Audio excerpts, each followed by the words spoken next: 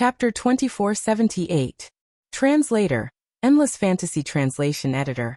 Endless Fantasy Translation Translator. Endless Fantasy Translation Editor. Endless Fantasy Translation. It was a fact that Yiji was timid and weak. This had never changed before, and after her rebirth. However, this was also applied to people. In front of Yuan Xing, Yiji was not afraid of him at all. But in front of other people, she probably wouldn't even dare to speak loudly. This might be because Yuan Xing had been by her side since her rebirth, and they had known each other for 4 years. Of course, before that, Yuan Xing had never helped her. Even if she was beaten up, he would not help her. There was no sense of closeness between them. Come with me. Yuan Lin did not say anything else. That was all he said. Where are we going? Let go. Let go. I'm not dressed yet. Yiji wanted to pull her hand back from Yuan Xing's grasp. Yiji was sitting on the bed to change her clothes because she had to go to Qingyu's house at night. But her mind wandered when she was changing as she thought about her past. Who would have thought that Yuan Xing would suddenly appear? Did he not say that he would not look for her in the future because he could not see Yunjian and Ce? Yiji's eyes teared up when she saw Yuan Jin's death grip on her hand. Just as she was about to be dragged out of the room by Yuan Jin, she mustered up her courage and reached out to grab the door. She half-squatted and refused to go out no matter what. I want to wait for Sis Yunjian to come back. I won't go with you. If you take me away, Sis Yunjian won't let you go. She's the best to me. She's the best to me in the whole world. Yiji hugged the door tightly and yelled at Yuan Xing, hearing Yiji say that Yunjian treated her the best in the world. A glint flickered in Yuan Jin's eyes. In that second, he extended his large palm to pry Yiji's fingers off the door one by one and spoke expressionlessly. You have to go.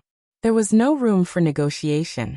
The envelope that Yunjian took from Snake Lizard was actually sent by Yuan Xing to the Kosha mercenaries.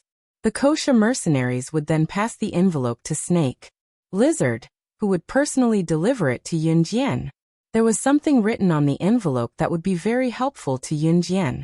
Of course, there was no such thing as a free lunch. Yuan Xing had told Yunjian such an important thing directly because he had a request. He wanted Yiji. As for whether Yunjian and Yiji were willing or not, Yuan Xing, he had already delivered the letter. Even if Yunjian was not, he was going to take her away.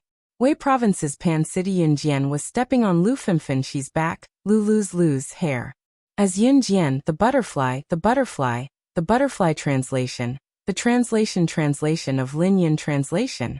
When they, Lulu translation translation Y. Just as the butterfly knife sank into Lu Fengfen's neck, and was about to send Lu Fengfen on her way, Snake Lizard suddenly walked to Yunjian. Snake Lizard, who was dressed in black tights and had an enchanting figure, squatted down and whispered something in Yunjian's ear. Yunjian's eyes narrowed and she stopped in time. I've taken care of it. Turning around, Yunjian told her subordinates who were armed and went to Chen Sini. Take her to the ward and come meet me immediately. Yunjian told Snake Lizard. She did not know where Zhang Xiaofeng had been called to by Chen Sini, but he had not returned yet. Jianjian, I'm fine. I can walk back myself. Go quickly if you have something to do. Chen Sini caressed her head and told Yunjian, be a good girl. Yunjian did not give Chen Sini a chance to retort. By then, Yunjian had torn the letter Yuan Xing gave her to shreds in front of everyone, and left with her other subordinates who were armed with light weapons. No one dared to stop them. I'll go take a look. Su'er followed with a frown. I'll go too. Han Jinling followed them when he saw them. When Suya and the others saw this, they followed him curiously. Translator. Tim Editor. Globeglotter. Chapter 2479. The contents of the envelope were indeed very important to Yunjian. Because of this, Yunjian did not even have time to give Lu Fengfen the final blow. She turned and left. Of course, this could be considered as saving Lu Fengfen's life. It was not a coincidence that Snake Lizard and her subordinates with light weapons could come to Wei Province's Pan City. It was Yunjian who ordered them to come over. At that time, Yunjian was walking in front, followed by a few subordinates with light weapons. The group walked forward. After Su'er asked Lu Fengfen's bodyguards to take Lu Fengfen away, she also followed Yun Jian's footsteps and chased after them. Suya, Han Jinling, and a few other rich second-generation heirs also followed behind. Su'er followed because he did not want to see Yun Jian go astray. He thought that Yun Jian had joined some gang, which was why so many people were willing to listen to her. This group of people even had guns in their hands. Of course, other than guns, Su'er also knew that Yun Jian and this group of people who had joined a gang would not be able to take out anything else. They chased all the way to the entrance of the Purple Cherry Garden. Wait. Su'er was the first to run up. He blocked in front of Yun Jian and said to Yun Jian, "I think you should leave the gang as soon as possible. It's not a place for a girl like you to stay." Yun Jian glanced at Su'er and walked around Su'er to enter the Purple Cherry Garden. "My brother is talking to you. You should at least listen to him. What you're doing is wrong. You're a good girl. Why are you learning to be the boss of a gang? I know that ordinary people like you all want to become rich second-generation heirs like us. But this is your life. You can't change it, so you join some gang? I'm doing this for your own good." Suya saw that her brother's words were ignored by Yun Jian, so she quickly helped to speak up. However, before Suya could finish her sentence, Yun Jian suddenly glanced at her from the corner of her eyes. That cold, murderous gaze made Suya shiver and quickly change her words. "Little girl, they're right. I'm a very reasonable person. Tell me, did you join the gang because you had some difficulties? Don't look at me like this. I've been in a gang before, so I know what you guys do. If you're willing, follow me. Although I can't marry you, I can take care of you for the rest of your life." A man in his 20s, who was so fat that his clothes were about to burst, touched his stomach and said to Yun Jian. After saying this, the fat man, who was obviously a rich second-generation heir, looked at Yun Jian and asked, "Little girl, I think you're still a virgin, right? Even if you're not a virgin, I don't mind. Anyway, I'm not going to take you as my wife." Everyone thought that Yun Jian was forced to join a gang and work in the black market. She was actually not that capable. Just as everyone thought so. Snake Lizard, who had just returned from scouting, told Yun Jian, "Sister Jian, it's really the case. Someone stole the rocks in Purple Cherry Garden. There are ambushes everywhere. We can only barge in if we want to go in." Su'er and the others were stunned when they heard what Snake Lizard said. "Someone stole the rocks in Purple Cherry Garden? Let's call the police." The rich second-generation heir, who said he wanted to keep Yun Jian as his sugar baby, was spooked when he heard what Snake Lizard said. Su'er, Suya, and the others realized that something was off as well. Just when everyone thought that Yun Jian would back down, she suddenly spoke to Snake Lizard right in front of everyone's dumbfounded and horrified expressions. "Bring me my shoulder-mounted rocket launcher. Even if I have to flatten Purple Cherry Garden today, I won't let them move a single piece of rock." Chapter 2480. Yun Jian had come to Purple Cherry Garden because the letter Yuan Xian gave her mentioned that the mysterious man would send his men to steal the rocks left behind by Deity Continent's creator, Xingfeng. The mysterious man had forcefully separated his body from his soul back then, and his soul had successfully escaped. He did not have the ability to come here again for the time being. In spite of it, the mysterious man had lived for so long and had been planning for so many years. Naturally, he had many capable subordinates like Yun Jian. The men who were sent to Purple Cherry Garden to steal the rocks today were personally dispatched by the mysterious man's capable subordinates. As soon as Yun Jian and the others entered Purple Cherry Garden's entrance, they would be ambushed by the mysterious man's men who had been lying in ambush all around. According to Yuan Xian's letter, the mysterious man's men were equipped with the latest and most powerful weapons. Therefore, it was extremely difficult to break through. "Sister Jian, your shoulder-mounted rocket launcher needs another 10 minutes to arrive," Snake Lizard informed Yun Jian after contacting the person in charge of the weapons transfer after hearing what Yun Jian said. Yun Jian nodded. Suya, Han Jinling, and the other rich second-generation heirs were still in a daze after Snake Lizard said that. "What? You know how to use a rocket launcher?" "No, how did you?" Why you?" The man, who was so fat that his clothes were about to burst and who had claimed to be Yun Jian's sugar baby, was stunned when he heard Yun Jian and Snake Lizard's conversation.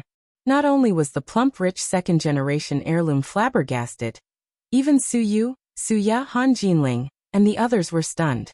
When they recovered, Su Yu was the first to speak to Yun Jian in a trembling voice. It's illegal for someone to steal an antique passed down from generations in Purple Cherry Garden, but the higher-ups will send someone to deal with it. You're neither from the police nor from the special forces. If I'm not wrong, the people you're talking about who came to steal the rock should all be criminals. They have guns and ammunition in their hands. Even if you have guns in your hands, how are you going to compete with those who have been doing this for years? It's better not to get involved in this matter. Su-er spoke to Yun Jian in the best tone she could think of. Su-er didn't know what was wrong with her. As long as he thought about how an extraordinary girl like Yun Jian would die in the Purple Cherry Garden, he felt that he had to stop her. Brother, why do you care about her? Since she thinks she's so powerful, then let her die here. Before Suya could finish her sentence, the sound of a police siren suddenly rang out. Not long after, 3 police cars stopped not far away. A middle-aged man got out of one of the police cars. After the middle-aged man got out of the car, he saw that Yun Jian and the others were still standing in such a dangerous area. He quickly rushed forward and shouted to Yun Jian and the others as he walked. "Little girl, leave quickly. We've received reports from nearby residents that a group of criminals with guns has appeared in the Purple Cherry Garden. If you continue to stay here, you'll be in danger. Please leave quickly." The middle-aged man had also risked his life to come and tell Yun Jian and the others to leave. Hearing the middle-aged man's words, Su-er, Suya and the others once again realized the danger they were in. Their hearts trembled again. Even the police were here. Yun Jian would definitely listen and leave obediently. The farce was over. That was what everyone present thought. Su-er, Suya, Han Jinling and the others had already turned and walked away from the Purple Cherry Garden's entrance. It was too dangerous here. They thought that Yun Jian would also turn and leave after hearing the middle-aged man's words. However, just as everyone thought so, Yun Jian suddenly took out a large stack of documents from her pocket the moment Su-er and the others turned around. Then she picked out one document from the stack and showed it to the middle-aged man and the other police officers. In the next second, just as everyone was shocked that Yun Jian could take out so many documents at such a young age, the words that made everyone's jaws drop suddenly rang out and entered everyone's ears. Xia Province's 3rd Military Region Special Forces member, serial number 006, God of Killing. Leave this group of criminals to me alone. I'm enough to eliminate them. Chapter 2481. Translator. Endless Fantasy Translation Editor. Endless Fantasy Translation Yun Jian's Identity. Page 1/1. Leave this group of criminals to me alone. I'm more than enough to wipe them out. Yun Jian's flat voice resounded throughout the entire venue. As soon as these words were spoken, everyone present was shocked into a daze. Everyone was shocked by Yun Jian's simple words. This young girl, who didn't even look like she was 20 years old, actually, a member of the Special Forces? Special Forces. That wasn't a place that any ordinary person could enter. Whether it was physical fitness or personal strength, they had to reach the standard to be able to reach the threshold of the Special Forces. And Yun Jian, Su-er, Suya, Han Jinling, and the others originally thought that Yun Jian was just an ordinary female university student. After all, Yun Jian gave everyone the impression that she was a friend of a mistress who wanted to steal Suya's fiancé. But what they never expected was that the thick-skinned mistress who wanted to steal Suya's fiancé's friend, Yun Jian, actually had such a background? Killing God? Why does this name sound so familiar? Just as Su-er, Suya, and the others were shocked by Yun Jian's identity as a Special Forces member, the middle-aged man had already touched his chin and was deep in thought. Familiar? Uncle Policeman, even if she's a Special Forces member, it's just a nameless one. She probably clashed with the name of a big shot.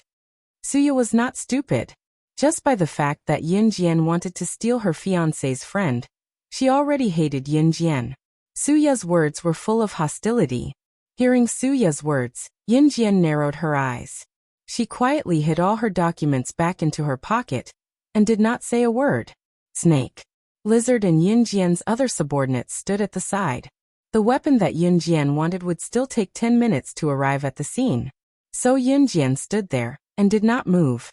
After the middle-aged man got out of the police car, his subordinates immediately followed behind him. After thinking for a long time, the middle-aged man touched his head and reached out to Yun Jian. "Hello, little girl. I'm from the nearby police station. I'm the leader of the team after receiving the news. Everyone calls me Old Zhang. You can call me that too." Old Zhang reached out to Yun Jian, but did not get a handshake. Yun Jian. She did not reach out her hand but introduced herself to Old Zhang. "Sorry, I'm not used to shaking hands." Yun Jian, after she finished her introduction, she added another sentence. "Haha, it's fine. It's young girl. I understand." Old Zhang was a straightforward person.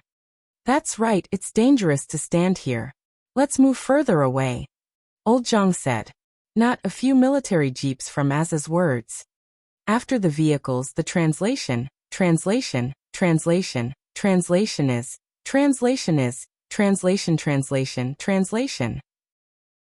The Yun's translation Suer, Suya, Han Jinling, and the others' eyes lit up. Even if Yun Jian took out the document that could prove her identity, Suer and the others did not believe that Yun Jian had the ability to take care of the criminals in the Purple Cherry Garden alone. After the group of fully armed Special Forces soldiers came over, the leader, who was about the same age as Old Zhang, stood in front of everyone. He had the handsome and heroic bearing of a soldier. "Old Zhang, what are you waiting for? Take these young people and leave." Obviously, the leader of the Special Forces soldiers knew Old Zhang. "Haha, don't panic. This little girl is a member of Zhe Province's 3rd Military Region Special Forces Team. Number 006, codename Killing God," Old Zhang said to the leader of the Special Forces soldiers. The leader of the Special Forces soldiers was called Wen Zhengyu. He was a veteran and knew Old Zhang. When Wen Zhengyu heard Old Zhang's words, Suer and the others thought that Wen Zhengyu would be shocked that Yun Jian was a Special Forces soldier at such a young age. However, Wen Zhengyu's expression changed. His usually expressionless face revealed a hint of surprise. "Team Monarch's Killing God. If I remember correctly, you're the daughter of the former 3rd Military Region Special Forces team leader, Gu Junjian." Translator. Atlas Studios Editor, Atlas Studios. Chapter 2482. Gu Yunjian's status was not low. Before his retirement, Gu Yunjian's battle record was also an object of admiration for many. He was a hero. Wen Zhengyu had heard of Yun Jian long ago, but he did not expect to meet her here. Of course, Wen Zhengyu's face did not show much surprise or astonishment. When he heard about Yun Jian's identity, he was only stunned for a moment before laughing out loud. He looked at Yun Jian as if she was an old acquaintance and said, "I've met Gu Junjian once before. He's a soldier full of righteousness. I admire him a lot. I didn't expect to meet his daughter here, and his daughter is the equally revered Team Monarch's slashing god. It's a pleasure to meet you." Wen Zhengyu looked excited. Wen Zhengyu's words were heard by Suer, Suya, Han Jinling, and the others. The sudden surge of emotions caused Suer, Han Jinling, and the others to tremble. Yun Jian had such a background. Moreover, from Wen Zhengyu's tone, Yun Jian was also a very important person in the Special Forces team. Suer and the others were shocked by his words. They widened their eyes and stared at Yun Jian. Especially the fat man who said he wanted to keep Yun Jian as his sugar baby. He was so shocked that his face turned green and purple. "You guys go investigate the area first. When the time is right, we'll attack." Of course, Wen Zhengyu was not there to reminisce. After he said that to Yun Jian, he smiled at Yun Jian before turning to speak to his team members. Wen Zhengyu was the captain, so his team members were about to disperse and investigate the area before making plans to infiltrate the Purple Cherry Garden. "There's no need to investigate. My men have already investigated all the hiding spots and their plans in the Purple Cherry Garden. They won't be able to move those huge rocks in an hour." Right after Wen Zhengyu said that, Yun Jian spoke before Wen Zhengyu's team members were about to disperse. Before the Special Forces infiltrated a place, it was necessary for them to investigate the scene. And investigating the crime scene was also very likely to cost one's life. After Yun Jian finished speaking, Wen Zhengyu immediately reacted. There's no need to check. Wen Zhengyu chose to believe in Yun Jian. I'm enough here. However, since you're here, I'll deal with the aftermath after I enter the Purple Cherry Garden, Yun Jian said. Since Wen Zhengyu and the others were here, they must have been deployed by the higher-ups to carry out a mission. After hearing Yun Jian's words, Wen Zhengyu was stunned. He was stunned for a moment before he said, Can you do it alone? It's too dangerous. Let's work together. I alone am enough. Working together will only drag me down. Although Yun Jian had a good impression of Wen Zhengyu, she was still merciless when it came to such matters. Originally, they thought that the way Wen Zhengyu and Yun Jian spoke was very friendly. However, after hearing Yun Jian's words, Su'er, Suya, and Han Jinling instantly felt that Yun Jian was deliberately destroying her relationship with Wen Zhengyu. Is she stupid? A normal person would at least say something polite, right? Isn't Yun Jian afraid of offending people by speaking so bluntly? Just when Su'er, Suya, and the others thought that Wen Zhengyu would frown unhappily because of Yun Jian's words, Wen Zhengyu suddenly broke into a smile and said to Yun Jian in front of everyone, Haha. Okay. We'll do as you say. I've never doubted the strength of the god of slaughter, who can single-handedly capture countless spies in just a few days, and still not subdue an international drug trafficker. Chapter 2483. Wen Zhengyu had naturally heard about the news of Yun Jian arresting Milland, an international drug trafficker, in just a few days. Once the news broke out, it shocked the entire international community. What? You're saying that she single-handedly took down an international drug trafficker that countless spies could not? When Wen Zhengyu's words fell, even Han Jinling, who had been calm all this time, revealed a shocked expression. Wen Zhengyu was taken aback when he heard that. You guys aren't members of Team Monarch? Wen Zhengyu glanced at Suya and the rest. They're not, Yun Jian replied. Clearly, Wen Zhengyu thought that Suya and the rest were members of Team Monarch. Then leave the scene quickly. It's very dangerous here, Wen Zhengyu said. If they were members of Team Monarch, they would be special forces and would have the ability to protect themselves. However, Suya and the rest were just ordinary people. It's too late. Just after Wen Zhengyu said that, Yun Jian spoke again. What do you mean by that? Yun Jian's words sounded horrifying. Just as Yun Jian finished speaking, Suya lifted her head and looked at her with trembling eyes. Are you cursing us? Don't think that you're so great just because you're a Special Forces soldier. Didn't you say that your dad was some Special Forces captain? What kind of honor is this? Don't tell me that your dad used his connections to get you this. When Suya heard that Wen Zhengyu was going to send them away, but Yun Jian suddenly said that it was too late. She panicked and thought that Yun Jian was cursing them, so she questioned Yun Jian in a very nasty tone. After all, Yun Jian was so young. It was impossible for her to have such a battle record. When Su'er, Han Jinling, and the rest heard Suya's words, they instantly turned to her side. Yun Jian's age did not match her battle record. Was she really that good? After all, she was just a friend of the mistress who wanted to steal Suya's fiancé. But just as Suya and Su'er thought so, Yun Jian took out a pair of white transparent gloves from somewhere. She skillfully put on the gloves and said to the snake, lizard behind her, Have my things arrived? Sister Jian, we're here. Snake. Lizard nodded. Everyone was bewildered. At the same time, Yun Jian stretched out her hand behind her. Yun Jian inserted the two pistols on both sides of her waist and took out the latest shoulder-mounted rocket launcher handed over by Snake. Lizard. Wen Zhengyu's face froze when he saw the latest shoulder-mounted rocket launcher. He seemed to have realized what Yun Jian was going to do. After a moment of shock, he said, You're going to. However, before Wen Zhengyu could say anything, under the gazes of Su'er, Suya, Wen Zhengyu, Old Zhang, and the others, Yun Jian grabbed the heavy rocket launcher with one hand and rushed into the Purple Cherry Garden. Bang bang, bang bang bang. Just as Yun Jian dashed into Purple Cherry Garden, the sniper who stood at a high vantage point aimed at the garden's entrance fired a barrage of bullets at her. Just as all of this was happening, Something that everyone present was horrified to the point that they would never be able to forget happened. Yin Jian dodged the barrage of bullets almost at the same time.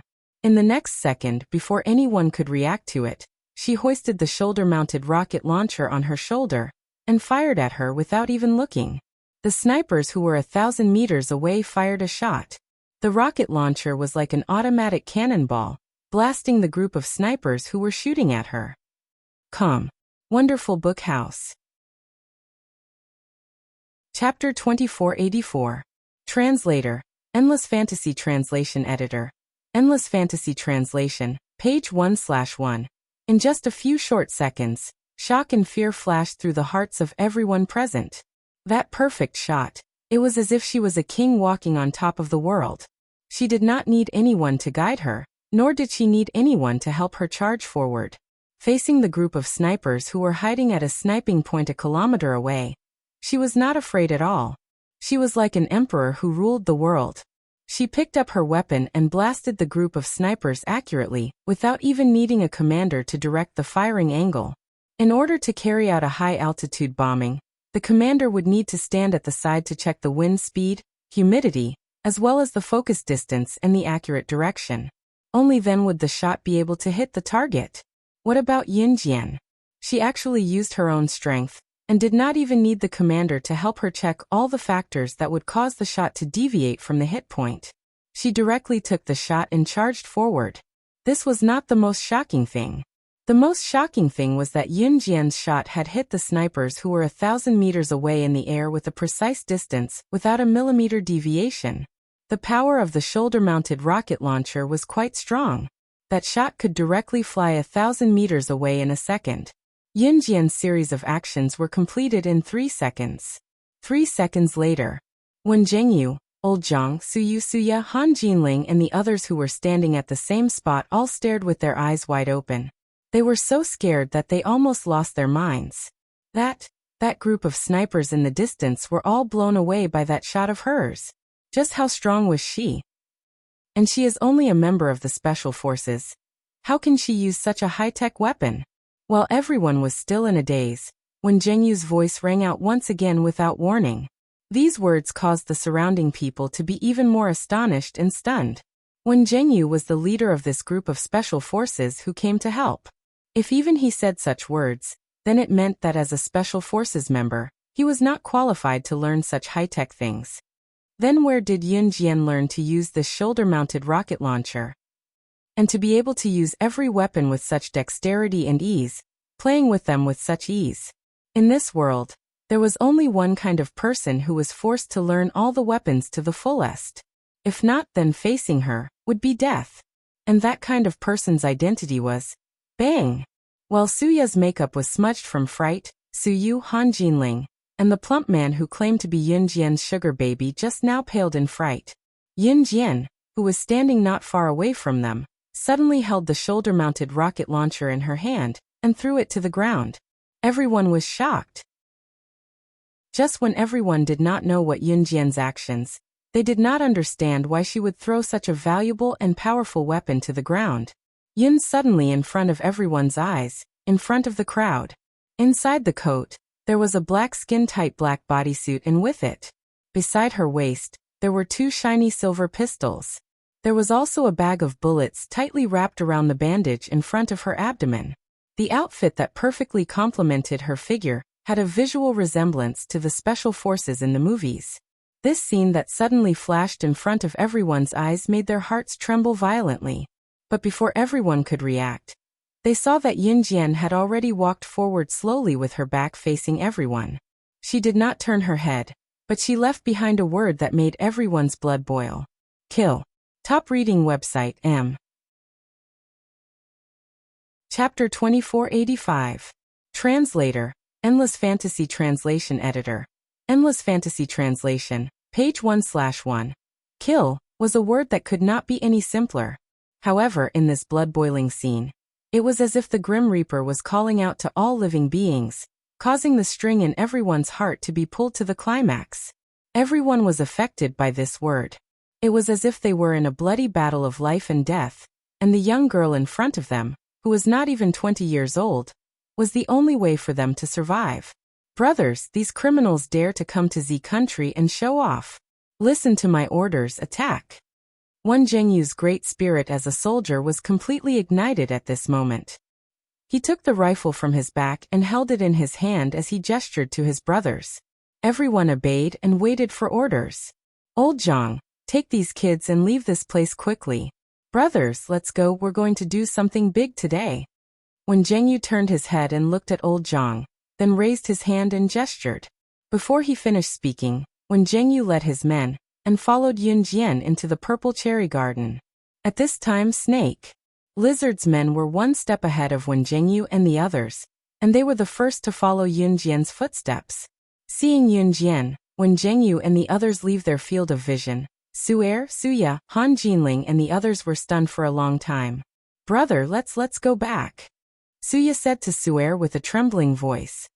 If you're scared, then go back yourself.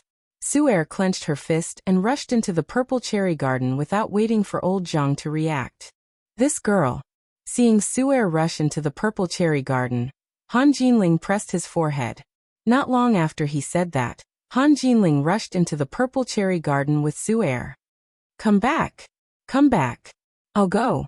Old Zhang could not stop them in time. By the time he reacted, Su'er and Han Jinling had already run far away. I'm telling you guys, you can't follow them anymore. You'll only cause trouble if you follow. You. Just as old Zhang said this, Suya harumphed and chased after Su'er and the others into the purple cherry garden. The fat man, as well as the few young people who had stayed behind with Suya and Su'er, had originally planned to retreat. But just as they were about to agree to leave this dangerous place as soon as possible, my son, an anxious voice sounded. The person who came was none other than Lu Fenfen, whose chin had been kicked crooked by Yun Jian. Lu Fenfen was kicked in the chin by Yun Jian, and was lifted up to have her chin straightened. Just now, she had heard that someone had seen her son, Bo Wenxiu, appear in the purple cherry garden, and the purple cherry garden was now being invaded by a group of criminals. So, after putting on the chin that wouldn't shift, Lu Fenfen had her bodyguards escort her over to look for him. No matter how evil Lu Fenfen was, a mother's love was selfless. She didn't even care about her own pain, and ran over to find her son. Fatty Zhouda. Quick, bring me to Wenxiu. Lu Fenfen walked over and grabbed the fat man who was about to leave. Fatty Zhou was the name of the fat man who had said that he was keeping Yun Jian as his sugar baby. Auntie. Fatty Zhou was a little scared and didn't dare follow. Quick. Lu Fenfen grabbed Fatty Zhou's arm and dragged him into the purple cherry garden, not giving him a chance to refute at all. The others who were good friends with Zhou Depeng all followed him. In the end, old Zhang's negotiation with Lu Fenfen was fruitless, and he was even slapped by Lu Fenfen. She insisted on bringing people into the purple cherry garden, disregarding the lives of these people, just to find her precious son. Translator. Timothy_editor, Globeglotter. Chapter 2486. Yun Jian's kick just now had indeed caused Lu Fenfen to be bedridden for a few months. Of course, that was the case for normal people. Although Lu Fenfen was extremely selfish, all mothers were the same. Lu Fenfen, who loved her son dearly, could endure the excruciating pain. Of course, Lu Fenfen had already gotten someone to fix her crooked chin before she came. Although it was still painful, it was much better than when she had been kicked in the beginning. Yun Jian Snake, Lizard, and Wen Zhengyu's group had already entered the purple cherry garden first. They were one step ahead of Lu Fenfen and the others. At the same time, Yun Jian and the others had just arrived at the purple cherry garden. They were approaching the pile of rocks left behind by the creator of the deity continent, Xingfeng, that the mysterious man's subordinates wanted to attack. It was quiet all around as if there was no one around. After entering the purple cherry garden, it was as if this place had never been invaded by criminals. Everything was as usual, except for the fact that this place was extremely quiet, and there was not a single person around. Yun Jian narrowed her eyes slightly. She reached out to tuck a handful of strands of hair beside her ear, and gently licked the dark red arc of her lips. Captain, why is there no one here? How could a place invaded by criminals be so quiet? A special forces soldier following behind Wen Jingyu suddenly realized that something was amiss. He opened his mouth to break the initial silence, and suddenly spoke up. Stay alert at all times. Don't let your guard down. Wen Jingyu was indeed a veteran with higher seniority. He stretched his fingers and tightened his grip on the rifle in his hand as he spoke to his subordinate solemnly. Hearing this, the special forces soldier who had spoken up nodded silently and did not speak again. After Wen Jingyu finished speaking, Yun Jian suddenly pointed silently behind a pile of rocks not far away. Hearing this, everyone moved forward. However, just as everyone was about to reach the back of the pile of target rocks, the sound of footsteps came from behind them. Son. My son. Son. This sudden female voice completely exposed Yun Jian and the others' whereabouts. The owner of this voice was none other than Lu Fenfen. Oh no. Move. Wen Jingyu shouted loudly. Hearing this, everyone hurriedly dodged to the side. Suya, and Han Jinling, who had followed Yun Jian and the others into the purple cherry garden before Lu Fenfen, were quite smart. They silently followed behind Yun Jian and the others. Who would have thought that Lu Fenfen's voice would come from behind? Dash at this moment, a series of machine gun shots rang out. Wen Jingyu frowned when he saw that Lu Fenfen and the others were exposed to the sniper rifle. His identity as a soldier made him rush forward without hesitation. He grabbed Lu Fenfen and the others and threw them to the side. But the bullet was still faster than him and grazed his arm. Hiss! Wen Jingyu gasped. At this moment, a group of black-robed people walked out from behind the pile of rocks. The group of people only revealed a pair of pitch-black eyes, which was incomparably strange. These people were also holding a group of hostages. A group of hostages had machine guns pointed at their heads. It was obvious that this group of hostages were the poor and unlucky people who had been caught by the criminals while strolling in the purple cherry garden. Son. My son. My son. When Lu Fenfen saw Bo Wuxia among the hostages, she screamed and tried to push Wen Jingyu away. This is your son? One of the black-robed people heard this and asked. Yes. Let him go. As long as you let him go, I can give you money. I'll give you as much as you want. Lu Fenfen nodded frantically. It wasn't that Bo Wuxia was tied up by the black-robed people and couldn't move. He also covered his mouth. Okay. The black-robed people agreed. Seeing this, Lu Fenfen heaved a sigh of relief. Just when Lu Fenfen thought that the black-robed people would really let him go, the black-robed people suddenly took out a dagger. In front of everyone, he swung the dagger and chopped off Bo Wuxia's middle and ring fingers in front of everyone. Sorry, I was going to loosen his ropes, but I didn't expect that I would miss. Chapter 2487. Translator. Endless Fantasy Translation Editor. Endless Fantasy Translation. Page 1/1 Translator. Endless Fantasy Translation Editor. Endless Fantasy Translation. The black-robed man's expression was hidden under the thick black robe. His tone was calm, as if what he had just done was a very simple and normal thing. Woo. Woo. Woo woo woo. Bo Wuxia, whose mouth was covered by black tape, had 2 of his fingers chopped off. He was in so much pain that the pulse in his head was obvious. The pain of having 2 of his fingers chopped off without any anesthetics made Bowen's face turn green with the black tape covering his mouth. When everyone saw this scene, all of them turned pale with fright. This was especially true for Suya, Han Jinling, and the other young people. No. No. Son. My son. My Wuxia. Lu Fenfen cried out in shock. Her eyes widened, as if she couldn't believe the unreal scene in front of her. She cried out in surprise. No. Why? Impossible. Why was it her son? Why was it her son who had his fingers chopped off? When the other hostages saw this horrifying scene, they were so scared that their faces turned pale and their souls flew out of their bodies. Too cruel. It was simply too cruel. Was this black-robed man really human? How could he do such a thing?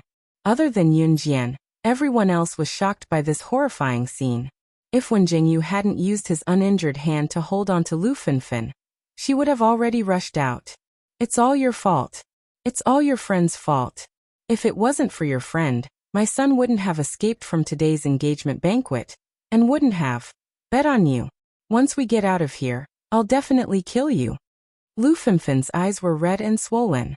She suddenly turned her head and shouted at Yun Jian. She looked as if she couldn't wait to kill Yun Jian. At this moment, the black-robed man's attention was on Yun Jian. He. In the next second, the black-robed man laughed. You finally appeared.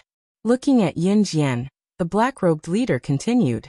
From the beginning, Yun Jian felt that this black-robed man's voice was very familiar. Under everyone's gaze, Yun Jian lowered her eyes. In the next second, she said firmly without any hesitation or doubt. You are Qi Ling, the former number 2 assassin on the assassin ranking. As soon as these words were spoken, everyone present suddenly turned to look at the black-robed man. Not only were they terrified of the black-robed man's identity as an assassin, what was even more frightening was, Qi Ling was the former number 2 assassin on the ranking list. In other words, Qi Ling was the assassin who had killed Slaying God, the current number 1 on the international secret agent ranking. A few years ago during the Bloody Night incident. He was already a dead man. How could he still be alive? The assassin called Qi Ling suddenly tore off the black cloth covering his face, revealing a ferocious face. That appearance was indeed that of Qi Ling, one of the top 20 international assassins who had died in that Bloody Night incident. Qi Ling was supposed to be a dead man. What was going on? At this moment, the 19 black-robed men standing next to Qi Ling tore off the black cloth covering their faces one by one. Familiar faces from the Bloody Night incident were exposed before everyone's eyes. Just as Su Er, Suya, Lu Fengfen, Wen Zhengyu, and everyone else present were stunned by the scene before them. Qi Ling suddenly uttered words that were unforgettable to Yun Jian in front of everyone who was pale with fright. You're right, Yun Jian, you're right. Slaying God. You didn't expect us to come back to life after you killed us, did you? It's been a few years since we last met, and you're still as powerful as ever. But we're still not convinced. Here and now, the Bloody Night incident will happen again. Slaying God, take this. Translator. Atlas Studios Editor. Atlas Studios. Chapter 2488. Translator. Endless Fantasy Translation Editor. Endless Fantasy Translation. Page 1/1. Everyone present had heard about the Bloody Night incident that had taken the world by storm a few years ago. It was a storm that stirred up huge waves in the world. The top 10 secret agents on the International Secret Agent Leaderboard had teamed up with the top 10 killers on the International Assassin Leaderboard to deal with a secret agent codenamed Slaying God. In the end, Slaying God single-handedly annihilated 20 top secret agent assassins and shot to fame. This incident caused a global sensation. Countless international bigwigs were terrified of Slaying God's secret agent. Be it the Bloody Night incident or Slaying God, everyone present was no stranger to them. Therefore, after hearing Qi Ling's words, Lu Fengfen, the rich lady who had cursed Yun Jian earlier, turned as pale as a sheet of white paper. Su Er, Suya, Han Jinling, Zhou Depang, Wen Zhengyu, and the group of innocent tourists who were unfortunately held hostage by Qi Ling and his men. All of them were trembling in fear.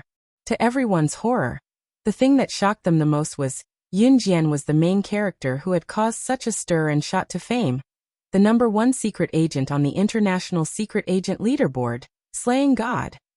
The terrifying woman who had become the nightmares of countless international bosses. She is. Lu Fengfen's face turned pale with fright. Her body trembled violently at a speed that was visible to the naked eye. At that moment, Lu Fengfen did not even care about her son who had 2 fingers chopped off, and was in so much pain that he could barely breathe. The number 1 secret agent on the International Secret Agent Leaderboard, Slaying God. She was the one who had stepped on countless corpses from the top of the world, and whose hands were never stained with blood. Isn't she the friend of the mistress who stole Wuxia from me? How can this be? How can this be? Suya could not care less that her fiancé's fingers had been chopped off. Her eyes were bigger than a fish's and she looked like she was scared out of her wits. Su Er, Han Jinling, Zhou Depang, Wen Zhengyu, and the rest were all rooted to the spot without exception. Just as everyone stood there in a daze, unable to utter a single word, Yun Jian slowly raised her head. Under her bangs, Her murderous gaze swept across the entire crowd. It was that guy who helped you revive, right? The clear female voice that was indescribably comforting rang, but Yin Jian was already looking up at Qi Ling and the others. She didn't care about the reactions of the people around her. Her eyes were fixed on the 20 people led by Qi Ling. The murderous intent emitted from her eyes made everyone tremble. Compared to the Yin Jian from before, there was a clear contrast. At this moment, just a glance from her was enough to make people feel her murderous aura. Yin Jian didn't expect that Qi Ling and the others would come back to life. Slaying God, I bet you didn't see this coming. Back then, when you killed the 20 of us, we did indeed die in your hands. But we were resurrected by that mysterious master. We've been living in seclusion in the mountains for the past few years, so that we could meet you again one day and send you to hell with our own hands. We've planned for this day for many years, and we're finally going to get our wish today. Slaying God, we'll defeat you with our own abilities. Qi Ling, who was ranked second on the international assassin chart back then, seemed to have become the leader of the 20 people now. At this moment, Qi Ling represented the rest as he clenched his fists and spoke in front of everyone. The atmosphere reached its climax in an instant. Just when everyone thought that Yun Jian would at least tremble at being hunted down by her enemies, they saw Yun Jian curl her lips into an eerie smile in front of everyone.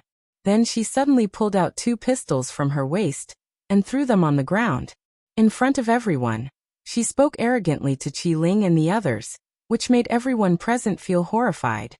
No matter how many times you revive, the ending will be the same. Back then, I could bury the 20 of you with my bare hands. Today, I, Slaying God, can do the same and send you to hell again with my bare hands. Translator, Endless Fantasy Translation Editor, Endless Fantasy Translation.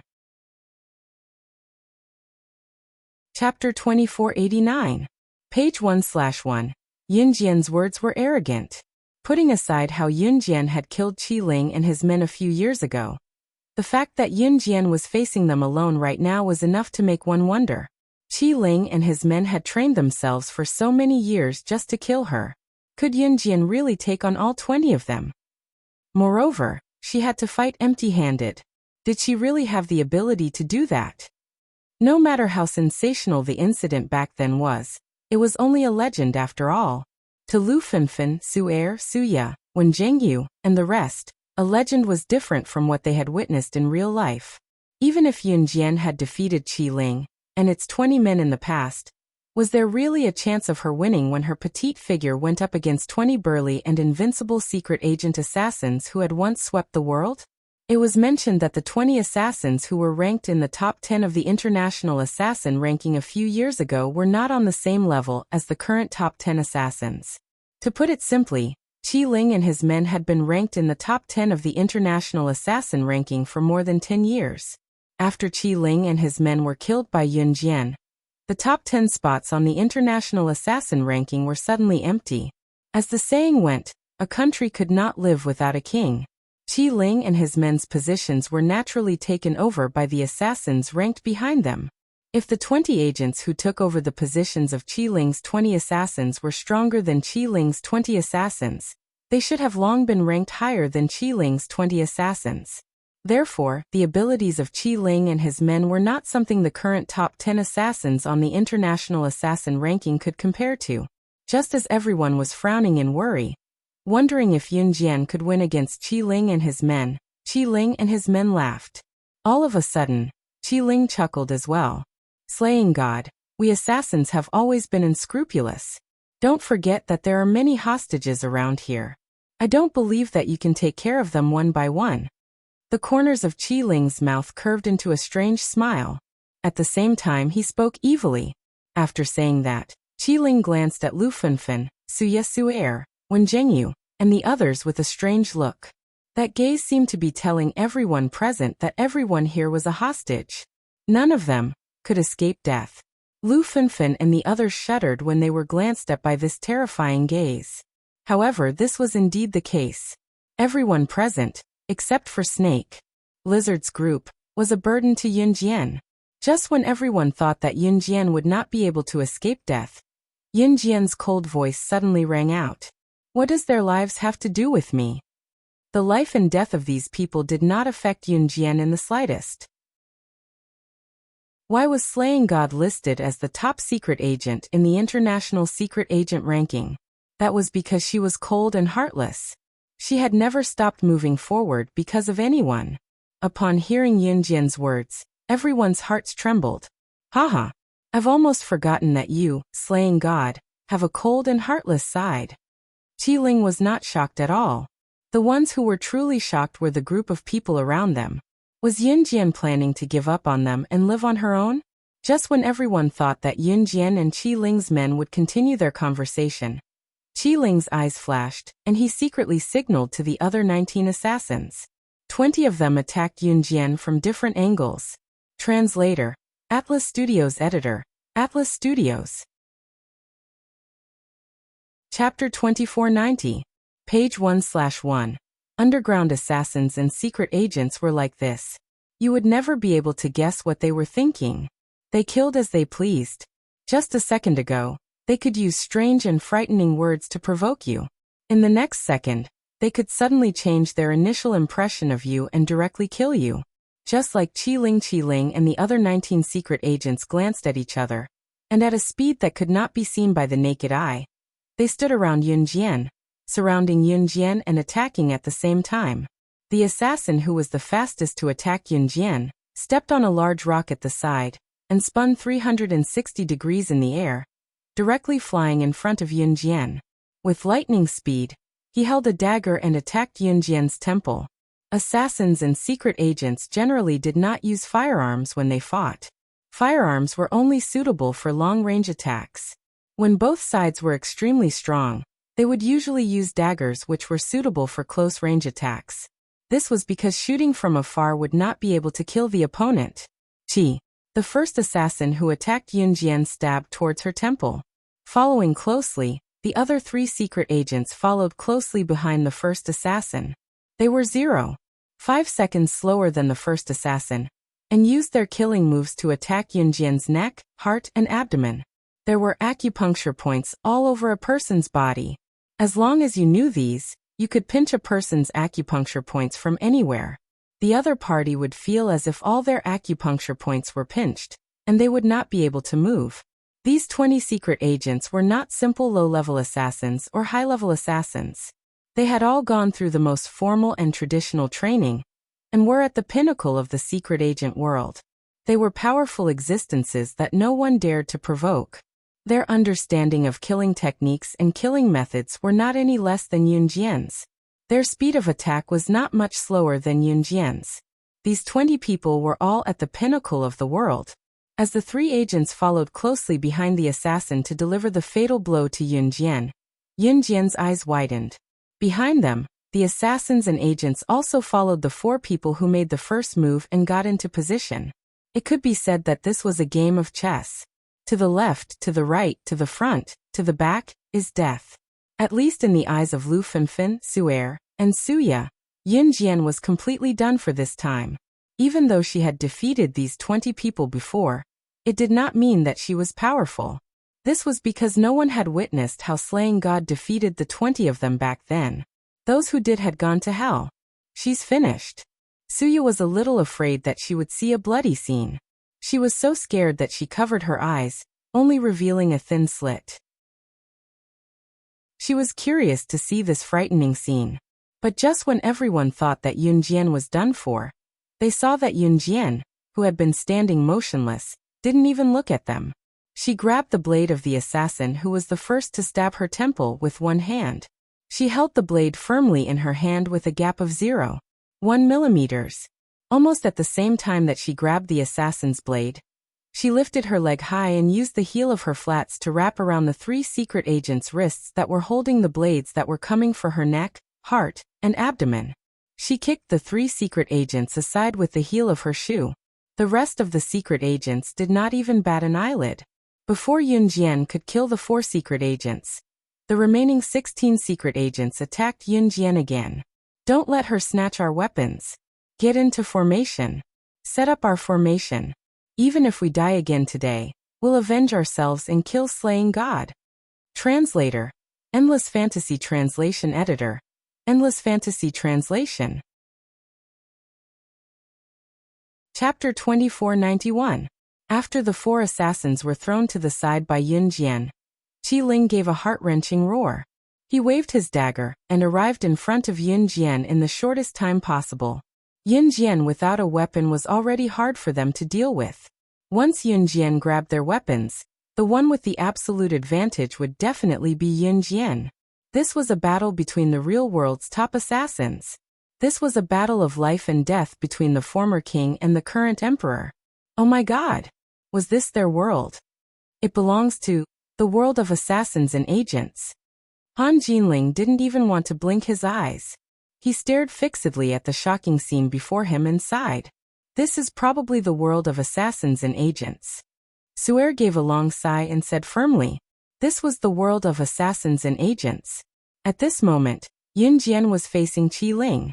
After Qi Ling finished his words, he flashed behind Yun Jian and attacked Yun Jian from behind. At the same time, 5 assassins attacked Yun Jian from 5 different angles. They attacked Yun Jian from the front. Seeing this, Yun Jian's eyes narrowed slightly. Then she squatted down and planned to kick the 5 assassins to the ground. These 5 assassins were not weak.